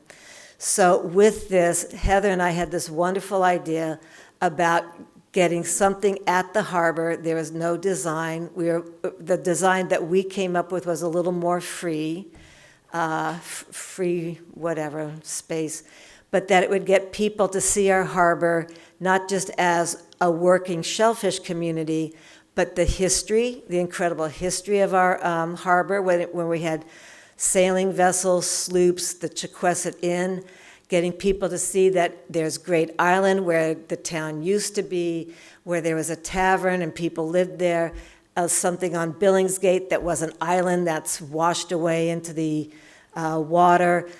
You know, that there's just more to our economy than what people see presently. So, as I said, that our harbor master, Mike Flanagan, he too, for years, I mean, Mr. Turkanian left Marine Advisory Board. They've talked about this for a really long time, as putting in bathrooms that actually stay open year-round, bathrooms that are utilized better. We need a place for the gas tanks. There's just so much that needs to be done down there. You know, we've talked about 3 Kendrick Avenue, absolutely nothing's been done. So GEI, I don't know what it stands for. Government, I don't either. No, it doesn't stand for that. So they're an engineering group that we often use. They've done the dredging specs for us. We use them often, and we've used them for a long time. Mike had him draw up a plan. It's a nice, thick plan. You can go down and ask Mike for it, but we're not about presenting that tonight. So what I'm proposing and why I'm postponing this, I'm going to let Mike Travato talk, is that we really need, as a town, we need to have a comprehensive plan. And David, you know, I think it was you, I know it was Seth Rollbine and somebody else with the Historical Society that at one point wanted to put pictures of the Chequesset Inn, of sailing vessels in the harbor around town, like to point out historic sites. It wasn't you? This was even before your time? No. Okay. Okay. So I knew you had something on. So again, just to get people to look at the bigger picture of Wellfleet. Madam Chair, Just wait, Mike is going to say something too. Mike wanted to say something about the presentation tonight. Madam Chair, I just wanted to clarify the purpose of the intention of tonight as it relates to the Expedition Blue project was just to give the board and the public an update on the status of where the working group was with that. We had also invited Bert Jackson from the Cape Cod Chamber and the Cape Cod Blue Economy Foundation to come and update you as well on the works of the Cape Cod Blue Economy Foundation and the bigger picture of the Expedition Blue project. So really weren't expecting a vote tonight. There was no proposal. We weren't even close. So one of the reasons we backed off on that was just to what the Madam Chair said, as far as looking more comprehensively at the harbor area and not doing a piecemeal. So sorry for any confusion relative to that. Do you want to say what? Helen, I'm sorry I had my hand up before you. Yes, I did. But I defer to you out of courtesy. I don't feel that I can evaluate the components of what are on the agenda tonight without the larger picture Janet's suggesting that we look at. I think it's just intelligent to look at how the pieces fit together, and therefore a better use of time to postpone it. Helen? Yes. I was actually trying to address something here when I said, I want to hear everything you have to say. Thank you for sharing with the public more than might have happened otherwise if we just postponed it. I simply didn't know how the rest of the board felt about postponing it and don't think it's a good idea for one person to make that decision given that it's made it to an agenda. In other words, we would all maybe vote and say, let's postpone it together, but for one person to decide that after it's gone onto an agenda, that's what I was arguing with. And I just want to clarify something. The term blue economy, when I use it, does not refer to this other organization or to the proposal for this structure at the harbor. It simply is something that exists beyond any of that. It's a blue economy, in other words, It's about economy water. based on the water. It's not, in my mind, affiliated with any business or organization. It's simply what we are, what we do, and what we know about without anything decorating it. We are very aware of it, and we have an excellent historical society that documents that both historically and currently. Point of order, I thought we were going to vote to postpone, or not? We are. I move to postpone. Second. All in favor? Sorry. Sorry. No. All in favor? Thank you. There we go. And by the way, so Thank you for your I indulgence. 4 votes in favor. Is there? postpone. Did you want to postpone, Kathleen? Abstain Abstain. Okay. from this whole conversation, thank you. Thank you. Are you sure you don't want to stay on? So Janet, should we keep this? Yes, please. Okay. So we can talk about, so just for your information, Helen, is I was like I think it was me who found out about the blue economy as a select board, as a town volunteer, got it going, wanted it on the agenda to begin with. Yeah. So I think if I wanted it on the agenda to begin with, I can take it off if I want. No. Well, No. I can postpone it. We can Point take of it. order, Okay, doesn't the all right. chair set the agenda? This is different. The agenda was set. Okay.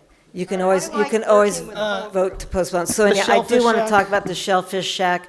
I have no, what do you say, dogs in this, Fight. horse in this race. So if you want to take an informal vote or discuss the Shellfish Shack, this was strictly, the previous one was the Expedition Blue. If you want to discuss what you want to do with the Shellfish Shack, we may do that now. Anybody have any opinion on what they want to do with it? Mike? Yeah. So I've spoken to a few people, and there was an appraisal done that showed the building's structural value as 0. However, that doesn't really matter because the assessed value is what is based on. Anyone knows that if you have a building with a footprint on the water, it has value. So the 50% threshold currently right now would be about $37,500 or $600 that we could spend on that without having to come up to code.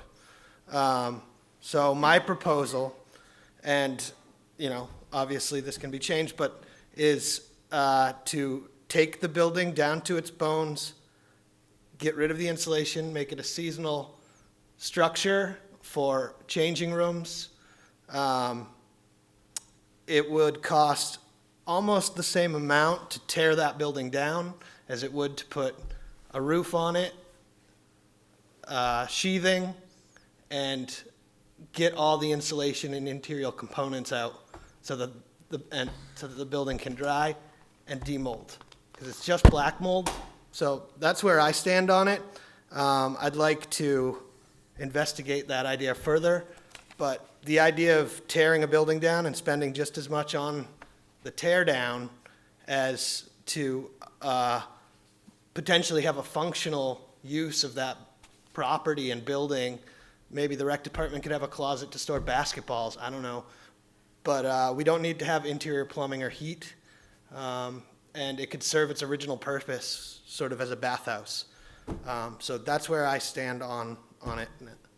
Madam Yeah, Chair? I just want to add to, so presently, the Shellfish Department does use it to store and make stuff. Yeah, but it's not it's not. Yeah, no, I know, it's uninhabitable, but there's a lot more to it. Kathleen? Going to point of order here, are we discussing postponing this item, or are we discussing this item? We are discussing it. Okay. I want to postpone anything until we discuss for the whole plan, but that's just me, but no, this is on the agenda. Anyone else at the table wish to postpone this item until we have a comprehensive look at the harbor plan?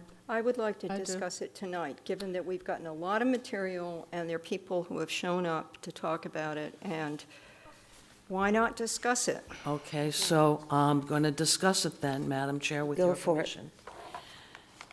Mike, did you get this information? Yeah. You got all this? Yep, You got the information from Justin Post? yes, I talked to him today. Okay.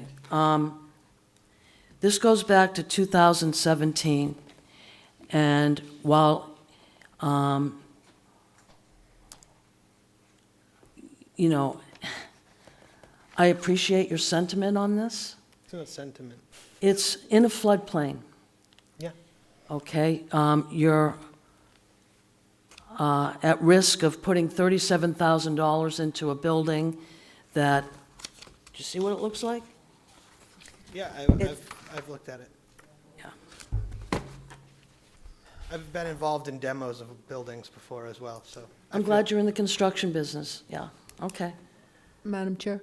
Let Justina go, and then you can go, David. Yes. I'm sorry, I forget your name, the lady in the green. Did you say you have a report? I said that I had gathered information and we're looking forward to sharing it, but there's a couple of things I'd like to say. And that's up to the chair, but I just was Is that what you were going to say? I was going to ask So- you if we're going to hear from her. I will briefly take comments from you and from David, because again, I want to not postpone this discussion, but if you have ideas for it, there really are, I mean, it's not a good building, so we'll let David go first. He has seniority. Thanks. I'm much with what Mike is proposing and have been advocating that for a long time, that the Shellfish Shack be stripped so that it's basically a changing room that can be hosed down once a year. But the idea for postponing the conversation until we know more about the harbor, I think, is a good one, because there's the chance that rather than paying for this and that, as you were saying, putting on a roof, have the Blue Economy Group pay for it. Have them put a little brew frame around the building itself, and then we could, not have to pay for something and not have to tear anything down. How do you like that? Yeah, so that's also what everybody's looking into is grant money. Yes.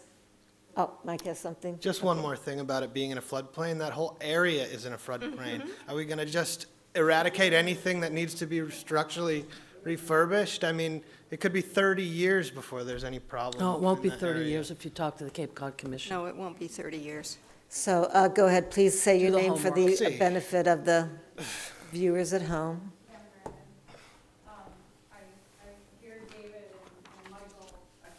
Yeah, you've got to actually either speak into the microphone or go to that And one. may I have your name again? Might not be turned on.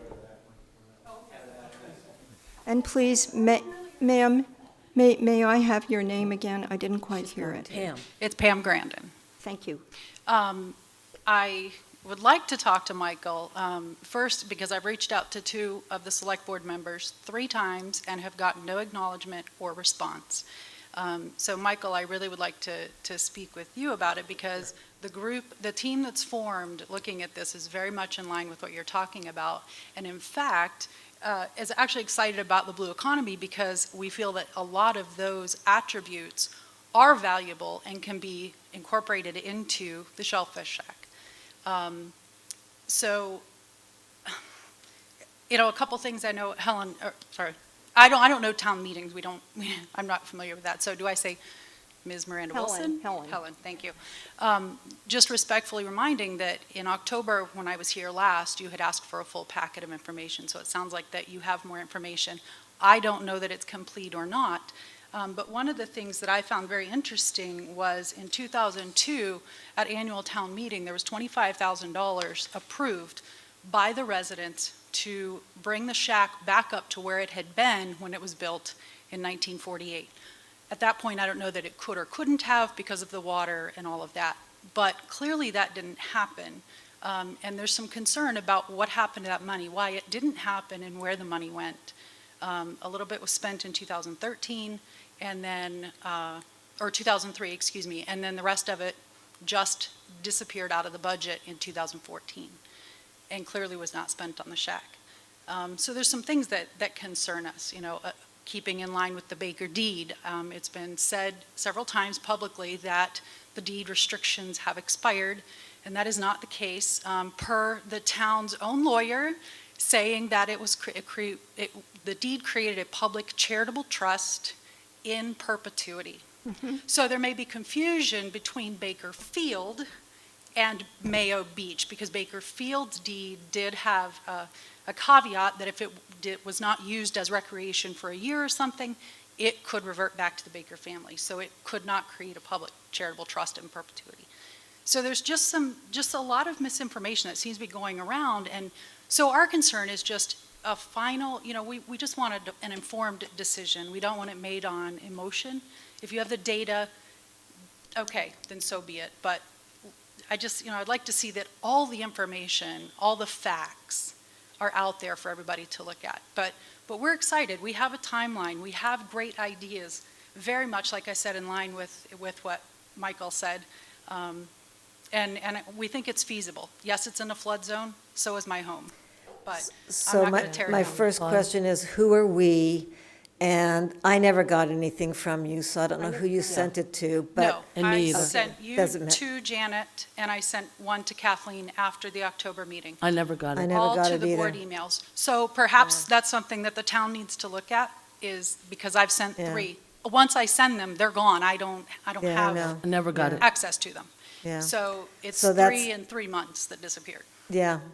So, Just make a reply. yes, but I'm just going to say, please send them again, and you can send them to, whatever. Do you want to get them and forward If you them us? send it to BOS Yeah. at wellfleet-ma.gov, it will go to the entire board. BOS, I'm sorry. BOS Yep. at wellfleet-ma.gov. Okay. Okay. .gov. Yep. And So Madam sorry Chair, for may I that. just make a reply? The real expert on this particular building was Harry Tarkanian. And our packets tonight contain an enormous amount of information from the Building Needs Assessment Committee.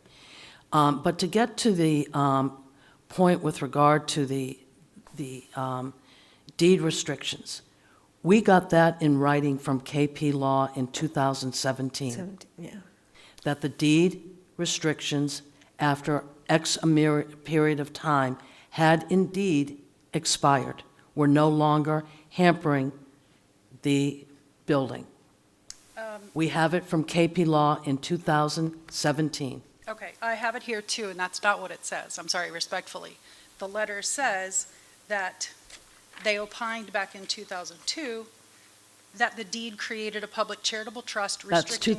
2002, and I'm talking about a request we made with KP Law in 2017. This is the 2017 response. Okay, So it does say that it creates a charitable trust in perpetuity, and then goes on to say that it says that if it had met certain requirements, then it would have a time limit, but they deemed it did not meet those requirements. So I'm reading that same, I assume, that same piece of information that you have. Madam Chair, can I add to that quickly? Yes. Yes, thank you, and I agree with you respectfully, Kathleen. But there's this other issue, which is if somebody gives us a piece of land, that we honor their restrictions, whether it's the letter of the law or not, because we want to perpetuate people giving us that kind of piece of land, okay? And I'm particularly sensitive about that piece of land because actually, town meeting bought it for $6,000, $1,000 of which in 1931 was paid for by town meeting, and $5,000 was paid for by an anonymous donor. And I feel that that kind of largesse from anybody, and this happens in little acreages all over town, we should honor exactly what the original agreement was, even if it's 200 years later. We want more of it. So that's another issue which, whatever, but I agree with you. I agree with what your reading of it, because I was trying to look at what it was. I have a copy of the original deed, too.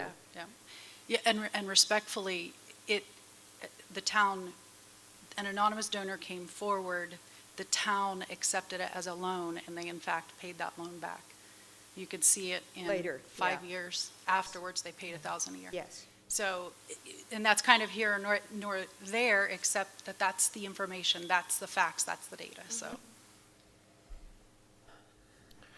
I'd also, Go ahead, Mike. I'd just like to point out too that the building needs committee assessment was based on restoring that building back to what it previously was with, you know, full facilities and bathrooms and insulation and No, it heat. wasn't. The yeah. town meeting, the 2002 town meeting article was, Yeah, that's 2002. but nothing was done until 2017, and there's so, Right. yeah. Yeah, so we've gone back and forth a lot on tearing it down, restoring it, We have voted refurbishing it. twice to demo it, Yeah. twice. I think when did town meeting vote to demolish it?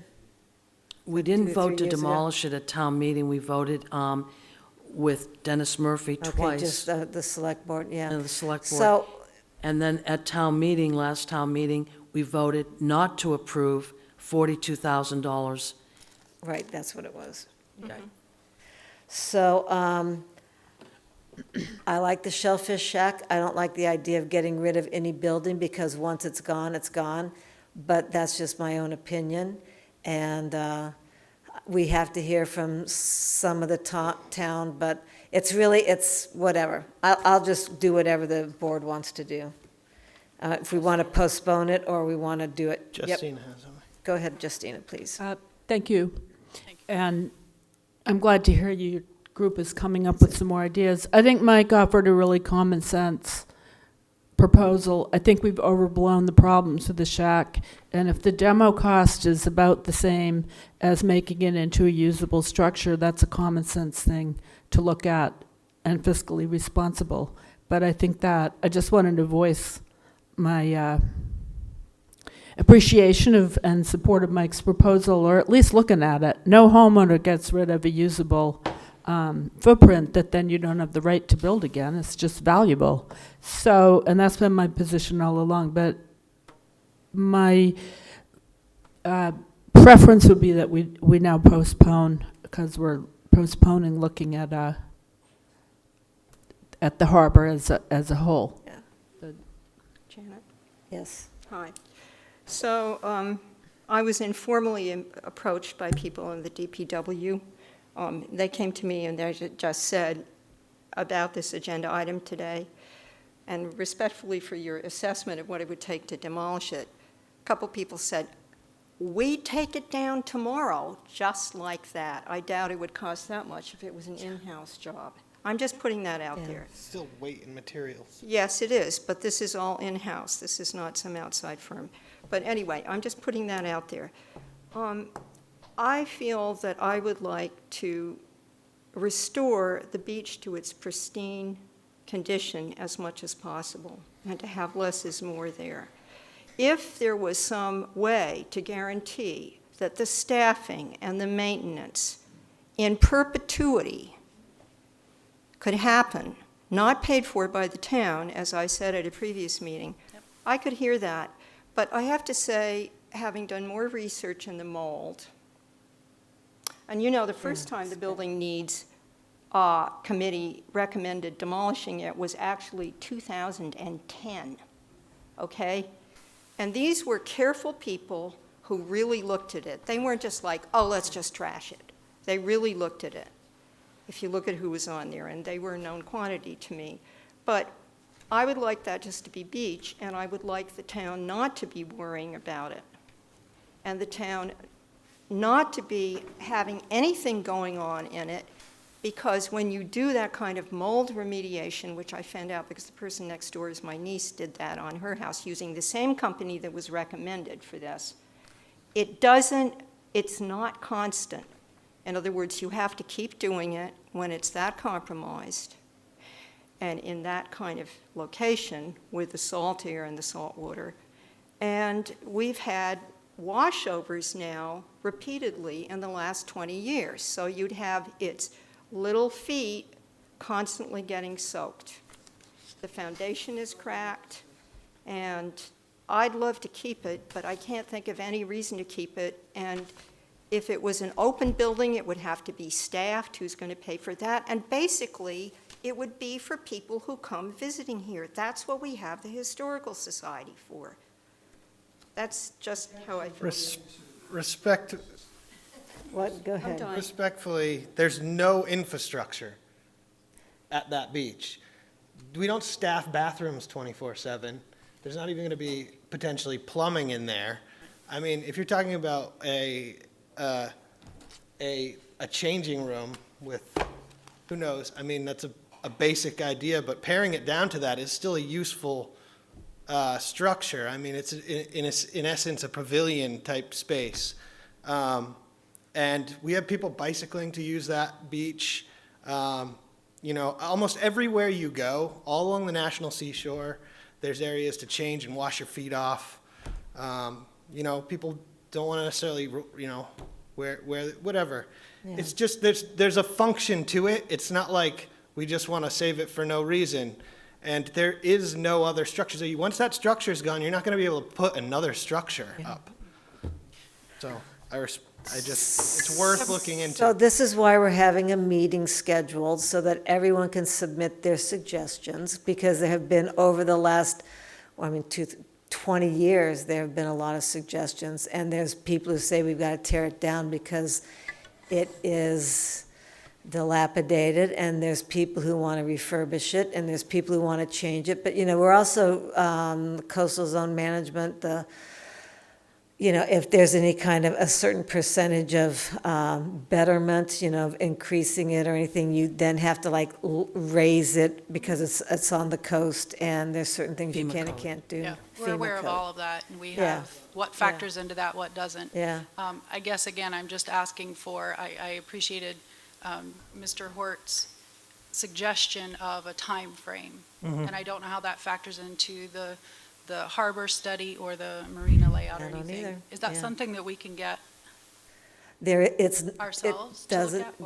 Or- the design, Yeah, I don't know.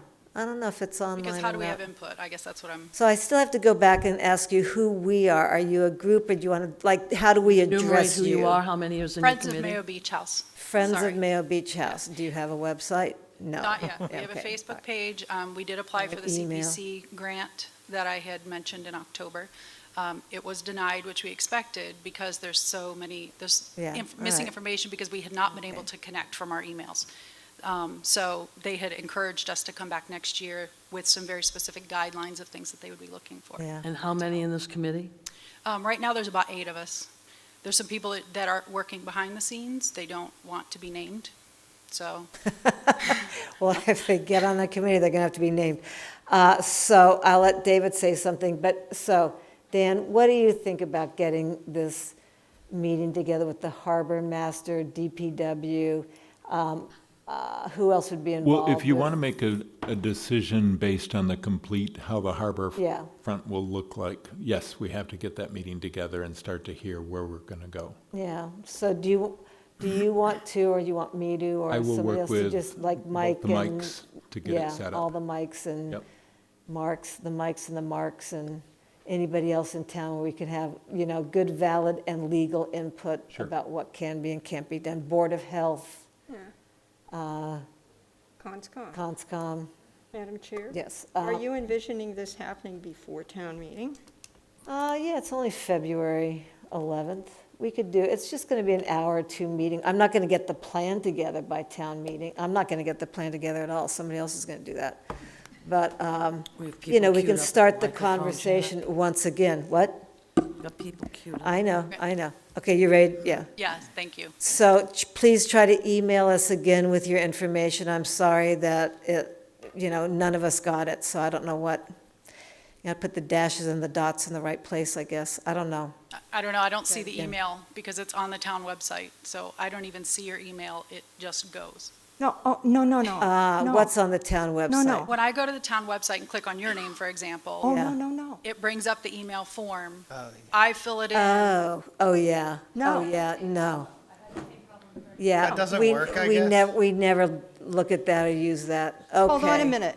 There is, the address you were given is just, Yeah. it's just a group email address. We get all of that. Okay, Yeah. that's fine. I didn't have that. I just went to the website and Just did got what Yeah, it told me to do. Yeah, So- okay. I don't do that either, by the way. Yeah, I don't tried go to that the a few times. Okay.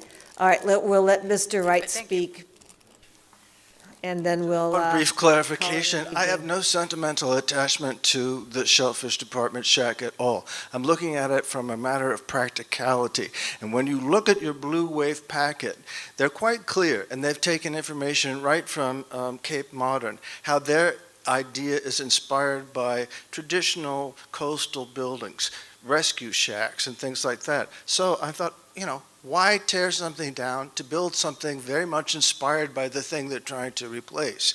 If we could keep the building, strip it, as Mike says, which is something I've been espousing for years, 2 benches down either side, a wall down the middle, men on one side, women on the other. It's our only free beach. To be able to put on a bathing suit and not have to shimmy in your car, I think would be a good idea. Or change a diaper. I'm aware of the fact that there are probably reasons there can't be water or anything like that. But if we could get what this commission wants to do, which may have things that would benefit the harbor in the total scheme of things, I'm not opposed to outside interference or anything like that necessarily, keep the building, have them pay for it, it sounds like a win-win. They're not going to pay for that. How do you know that? Because it's a whole different project. Because they're talking about, no, they would have to pay, Janet, to make a new building that's inspired by the building that we're talking about taking down. Okay, so now this, you can come to our big meeting and talk about, but that's not what the grant money is for. They are going to pay to put up the building, are they not? Yes. That they're proposing. That is what the grant money's for. However, Yeah. what was okay, unclear yeah. was if they would then maintain it. They are not going to maintain it, nor are we going to get any say in the design of it. It's all in your packet. Yeah, Yes, I know. I know, so, okay. If you know more But about thank it you. than I do, we'll talk about it later. Yeah. I'm saying it sounds like get them to do what we want to do. Kathleen, what would you like to do with the Shellfish Shack? Burn it. Okay, I know it'd make a great bonfire on Labor Day weekend. This is something that came, it's been on my goals since 2017. We have an enormous amount of information on this building. It is set in disrepair for as long as I can remember. It's a disgrace, and I'm ashamed of it, in the town of Wellfleet, that this is what our visitors see when they go to that beach. Sorry. The town hasn't maintained it. It's full of mold, and it's now in a Broken floodplain. stuff, yeah. So, and this blue economy thing, this is crazy. Point of order. Okay, yes, moving on. Can we decide, can we perhaps vote to move on? Can I make one quick point? You may make one quick one. Danny Silverman's house was a tear down at one point. It has served as our swap shop since he moved it there. It's the same sort of situation, uninsulated, unheated Yeah. building. Yeah. It has provided a very good function for the town. So obviously, this is a mixed emotions and mixed ideas on this. Madam Chair, I have no emotions about this, Well, except all a right. kind of weariness, because we've gone over and over it. Yeah, so Very what would you weary. like to do with it? Would you want to make a motion? I would like to move, well, There's we're no not motion, ready, right, so clearly. yeah, But so let's I move would be on. ready to vote to demolish it, as I have been preparing very carefully every time I've had to look at it, which is now 4 or 5 times. Same. And the difference between the swap shop and this place is, if it's going to be used for a changing room, you do understand staff has to clean it, it has to be Yeah, monitored. you said that already, we know, yeah. Yes, no, So I didn't again, say. this is a I threw later you discussion. To Mike. The point is, it would have to be maintained by staff, just because it's a town building. And we have a lot of town buildings, and I would like to see it be just beach. I think it would be beautiful to have it be just beach. Okay. Point of order, can we, everybody's had really interesting ideas tonight. Can we move on and discuss the Shellfish Shack in the context of the overall plan for the harbor? Yes, good idea. Okay, So thank you, and again, get your ideas in, and anybody else who has ideas, whether you like it or you don't like it, it's a town thing. Are we voting on this? Nope, No, we're moving nope, we were just discussing it. So, moving on to Select Board reports. Kathleen? Yeah, Madam Chair, the final draft of the RFP for 95 Lawrence Road could be in front of the Select Board for their approval and input by the end of March. It's a very detailed, comprehensive proposal for development, and I think you're going to be very impressed. At least I hope so. God, I wanted to ask you something about it. Okay, good. I'll think of That's it. my report. Thank you. Yeah. Select Board report. I went to the Shellfish Committee meeting last night, and they are taking another look at the overwintering regulation. There was a good working meeting, and Nancy's going to come back, our Shellfish Constable is going to come back to the Shellfish Committee with language, and we will presently be given another look at it, because there was a lot of input for what Yeah. we passed last year. Good. Anybody else with the Select Board report? Okay, Town Administrator's report. Any questions or comments? Yeah, one. Go ahead. Madam Chair, through you to Mr. Hort. February 6th, meeting with the police chief. Who's the new lieutenant who got appointed? Sorry to stump you. Mr. Laraco. Oh, great, great. Love him. Great, thank you. Anybody else? Okay. Moving on to topics for future discussion. Madam Chair, so at our last meeting, I brought up something which is very time-sensitive, and here we are, it's only 10 past 8. It would have been perfect to have an executive session after this meeting. Hi, Toss. But the Herring River issue, we have to look at in time to, if we want to do it, to get it on the warrant. Yes. And that's going to be a little more complicated than us just meeting on it once. And the great question is, why should we meet in executive session about it? We need to ask town council, and we also need to invite the person on the Herring River technical team who knows the most about this issue to join us in the executive session, in my opinion, because I know a lot about it, but he's the one that has done all the work on it. And we could ask him questions, and it would be better. That's the first thing. We have to move on that. The second thing is, we need to be able to release minutes from executive session in a timely fashion, or not, if it's still something that's pending. And one of the things that's still pending, waiting for a final kind of set of decisions by us, or not, is the Kendrick Avenue property that's been hanging there. So there are two executive session potential agendas that one of them is really time sensitive, the other one is we should have gotten to it before. Yeah.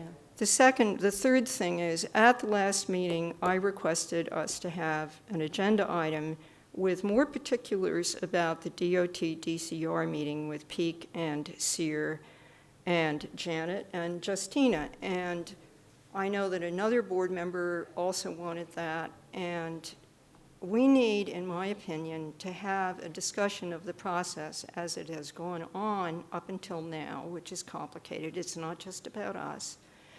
And to talk about it before our meeting on March 10th, and also to get some more particulars, just to share with the Bike and Walkways Committee, to share among ourselves, all 5 of us, about what happened at the meeting in Boston. I mean, maybe you took notes, maybe you didn't, but the point is... I didn't, so... There are 2 issues. I'm not done with my agenda I'm item. aware of your issues. Go ahead. Well, one of them is about what happened. Could we have more particulars? Maybe Justina remembered some. That would be great. And the other is just to discuss the process as it's been going on. I don't know if I'm the only one thinking about this, but would anybody else like this to be an agenda item? Is it just me? So I just want to explain, again, and I guess I have to go into better detail because you're a detailed person.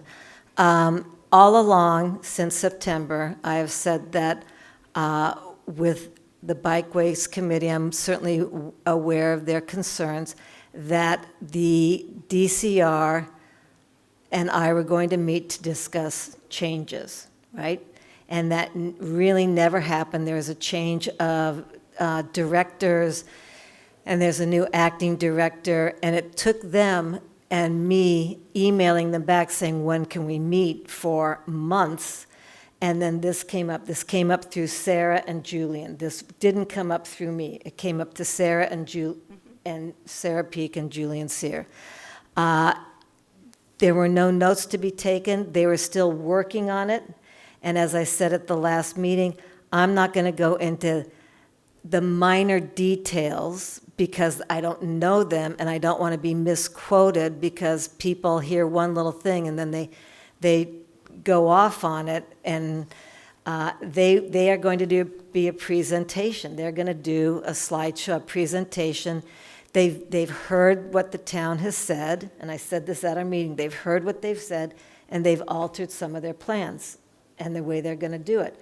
And I don't know, do you feel comfortable going into the details? Or they didn't even have really big details. Madam Chair, this is for a future agenda item. In other words, I appreciate everything you've just said, but this is not what we can discuss right now. That's why Right. I wanted it to be, however briefly, an agenda item to bring everybody up to speed to the same level. Well, do you understand that bringing people up to speed is when the DCR and the DOT come here on March 10th, which we have set aside almost the whole meeting for them, that they're going to bring us up to speed? I can't bring you up to speed. So you I don't don't think Justina can bring us up to speed. They haven't even finalized anything. Okay. Okay, do you understand that? Okay. Yes, clearly, but the other part of what I wanted to discuss on this agenda item is just to look amicably and carefully again at the process for all of this, which has been unfolding over a number of years. Really? A number of years? Yeah. What process? Madam Chair? Point of order anyhow. Sorry. Yeah. Helen, the presentation was very technical and detailed. I didn't count the number of people in the room, but it was like 10 people. Julian Sear was there voicing concerns that citizens had brought to him, and Sarah Peak went to an extraordinary amount of effort to organize the meeting, and then everybody was kind enough to agree to bring the same meeting to Wellfleet at the Select Board so that everybody can get on the same page. So there's no point in having like some intermediate update. It was technical information, and they're going to go back to the drawing board based on some of the things that Julian Sear voiced. And that's that. That's the process. I don't see the point of going over process. They're coming to Wellfleet to answer our concerns. Okay, so this is actually what you provided, Justina Right. and Janet just now, provided actually an enhanced Select Board report on it, which I appreciate, and I'm sure other people do. In other words, This was what I said 2 weeks ago. What do you mean it's an no, it's enhanced not, Select Board no, report? because I just learned things from Justina, that it was technical and that there was information, and there were other things said just now. And sometimes one doesn't understand how much the other person doesn't know unless they ask. Sure, no, Yeah. they were reasonable questions, but I think the best way, in the interest of information accuracy, I think it's best to hear from these transportation experts. They took copious notes. Julian Sear spoke a lot because citizens went to him. I'll check in with him, okay? I won't represent myself as But anybody. just the March 10th meeting is going to be Okay, but the right place to get the information from. I mean, yeah, the other part of this agenda item was about to address the way in which this process has gone forward. And so if I'm the only one that wants that, I won't speak about it now because it's not on the agenda. I mean, finally they're being responsive. It's going to be a great meeting on March 10th. I fail to see the issue. There's been no process since September, and it There just has been came up. process for It years. just came up on the bike trail and the bike lane. Yeah. This has been going on for years, and we have a bike and walkways committee now, but let's not talk about it now because Well, it's not an you brought it agenda up. item. Okay, Mike, what did you want to say if it fits about this? But we are just doing I'm future not, agenda. I just don't know if there's any reason for us to really have it on the agenda item because we have no action. We can do nothing about any of it anyways. Do you know what I mean? They're gonna come give our thing, then maybe we can do something that's it, if we yeah. wanted to. But in the meantime, what are we gonna discuss? I don't understand The what, process by which nobody on the Bike and Walkways Committee was notified about the fact that somebody on this board was going to meet with the two agencies that this board has been begging to meet with in public. And I'm not saying it was done deliberately. I understand how if an opportunity comes up, you take it. But nobody on this board knew about it. Or maybe Justina did, because you went to Boston together, that's fine. Helen, as I said before, Sarah Peak said that it was extraordinary for the state to bring that many people, and she indicated that it would have been very difficult for her to pull the meeting together. There was no disrespect meant to the Bike and Walkways Committee or anybody else, but we were lucky to get that meeting, and it resulted in something highly positive, which is they're coming to Wellfleet to present to our community. So let's not pick the bone further. Well, they're required to do that, so it's good they're coming, and I'm cheerful about that. Yeah, let's just... Yeah, I think, whatever. Anything else on agendas? Kathleen? Yeah, Madam Chair, through you to Mr. Hort, the taping of all boards, our policy with regard to that, I believe Courtney mentioned that Mia was coming to us a particular time. It'll be on your next meeting, the 25th. Okay, and also, Mr. Hort, do we need to finalize our marijuana policy? Yes. Yes. Can we do that at the next meeting as well? Mm-hmm. Thank you. That's it, Janet. Mike? I would still like to, at some point, discuss abandoned buildings in the commercial historic downtown district and, what we can do about that because it impacts our town. It affects our community in a lot of ways. And right now we have a few and I'm not going to discuss it right now, but I think we need to because I think that there's the issues arise from abandoned buildings in our downtown for extended periods of time. I'm not talking about somebody who's We've talked about closed this for a in the while. past, and it'll be in the future. There's, private property is also private property and all Sure. that stuff. Well, so I'm not going to it's discuss it, but it's worth complicated, but yeah. discussing if you ask me, and I'd like to have it on an agenda. And if at the end of that agenda item, we get nowhere, then at least we've discussed it, and I've had, a say because, nothing's been done about it either. Yeah, Maybe nothing can be, but maybe something can. Okay. Madam Chair, yes, I agree with that, having that as an agenda item. I've got a condemned abandoned house next to me. And that's a private issue. It's not in the central district, but there is a state law that has select boards given the power to have. Are you asking for that to be on an agenda? Yeah, I'm just adding something for material for a potential packet item. Okay. Well, There's you Mass should General probably law. send that to me as probably I- expressing an opinion now, so. Yeah, I'm just citing the law. I'm not expressing an opinion about it. I'm We're saying, discussing the future agenda item, which we should not be doing. So derelict. Have we'll input put you want to derelict provide for buildings, that future we'll put- agenda item, yeah. please Yeah. send it to me and I'd be happy to add it. Derelict buildings. yeah. Yeah, we can just call it Guys- derelict buildings. Yeah. For me, it matters where they are. The conflict of interest if you talk about the property near Yes, I know that, yeah. Yeah, okay. Something else I wanted to say. Okay. Okay. Did everybody, so Kathleen had the, Courtney send us the new, the Chatham liquor licensing law, so I hope everybody had a chance to read it. And if there's any changes, we could bring those forward. Madam Chair, the night I got it, I went through it and customized it for Wellfleet, and I would submit that draft. Okay, so bring Thank you. that Skill forward. set. Get an A. No, just wait till you read it, but the point is, it's adaptable. I had two questions that are. okay. Yeah. It's really So good, you isn't it? you want to put that on as a future agenda item then?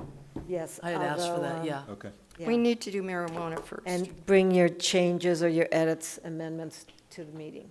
Well, I'll send them. Well, everybody might have some. Okay. What else? Future agenda. Paperwork we saved. Remember There you was- asked us there to was save the something. paper on something? I know. I'm trying to remember what it is. Maybe it'll come up in the minutes, because it would be in the minutes. Okay, Paperwork. any other future agenda items? So we do need that marijuana thing. Yeah, we're almost And, done with it. The thing is that the state is in the process of possibly changing everything, but other people don't want it changed, so we should get ours in place before that happens. Okay, am I going to minutes? Do you have anything else? Yeah, I move that the approval of the minutes for January 28th and 2020 be as approved as amended. Second. All in favor? So, we also had correspondence and vacancy reports, which I always skip by. We really do need to have, this process gets talked about all the time, and it just gets forgotten. When somebody is applying to be on a committee, or when a committee needs somebody, the chair, someone from that committee, needs to give us their opinion, or, yeah, we have to input. I don't want to use the word opinion, I want input. That as they apply, whoever the secretary is contacts the committee chair and says, this person is applying, do you have a comment? And we need to see the comment. It was brought up to me that we should notify the committee chair, Yeah, so I will yeah. request Jean that when she gets a committee appointment request, Yeah. that she notify the chair of that person's request to be on their committee. So since I've been a select person, we've requested that, and it hasn't happened, so, Yeah, or Madam- regularly, I'll say regularly, so. Things about that, and this would be not to discuss it now. Okay. I suggest that if we do that, we have a policy about appointing people, and that we should include that in the policy. And also that you always send it to the whole committee, because there are a whole lot of committees over the years that I've experienced that if you send it to the chair doesn't get it. So you always send it to the whole committee.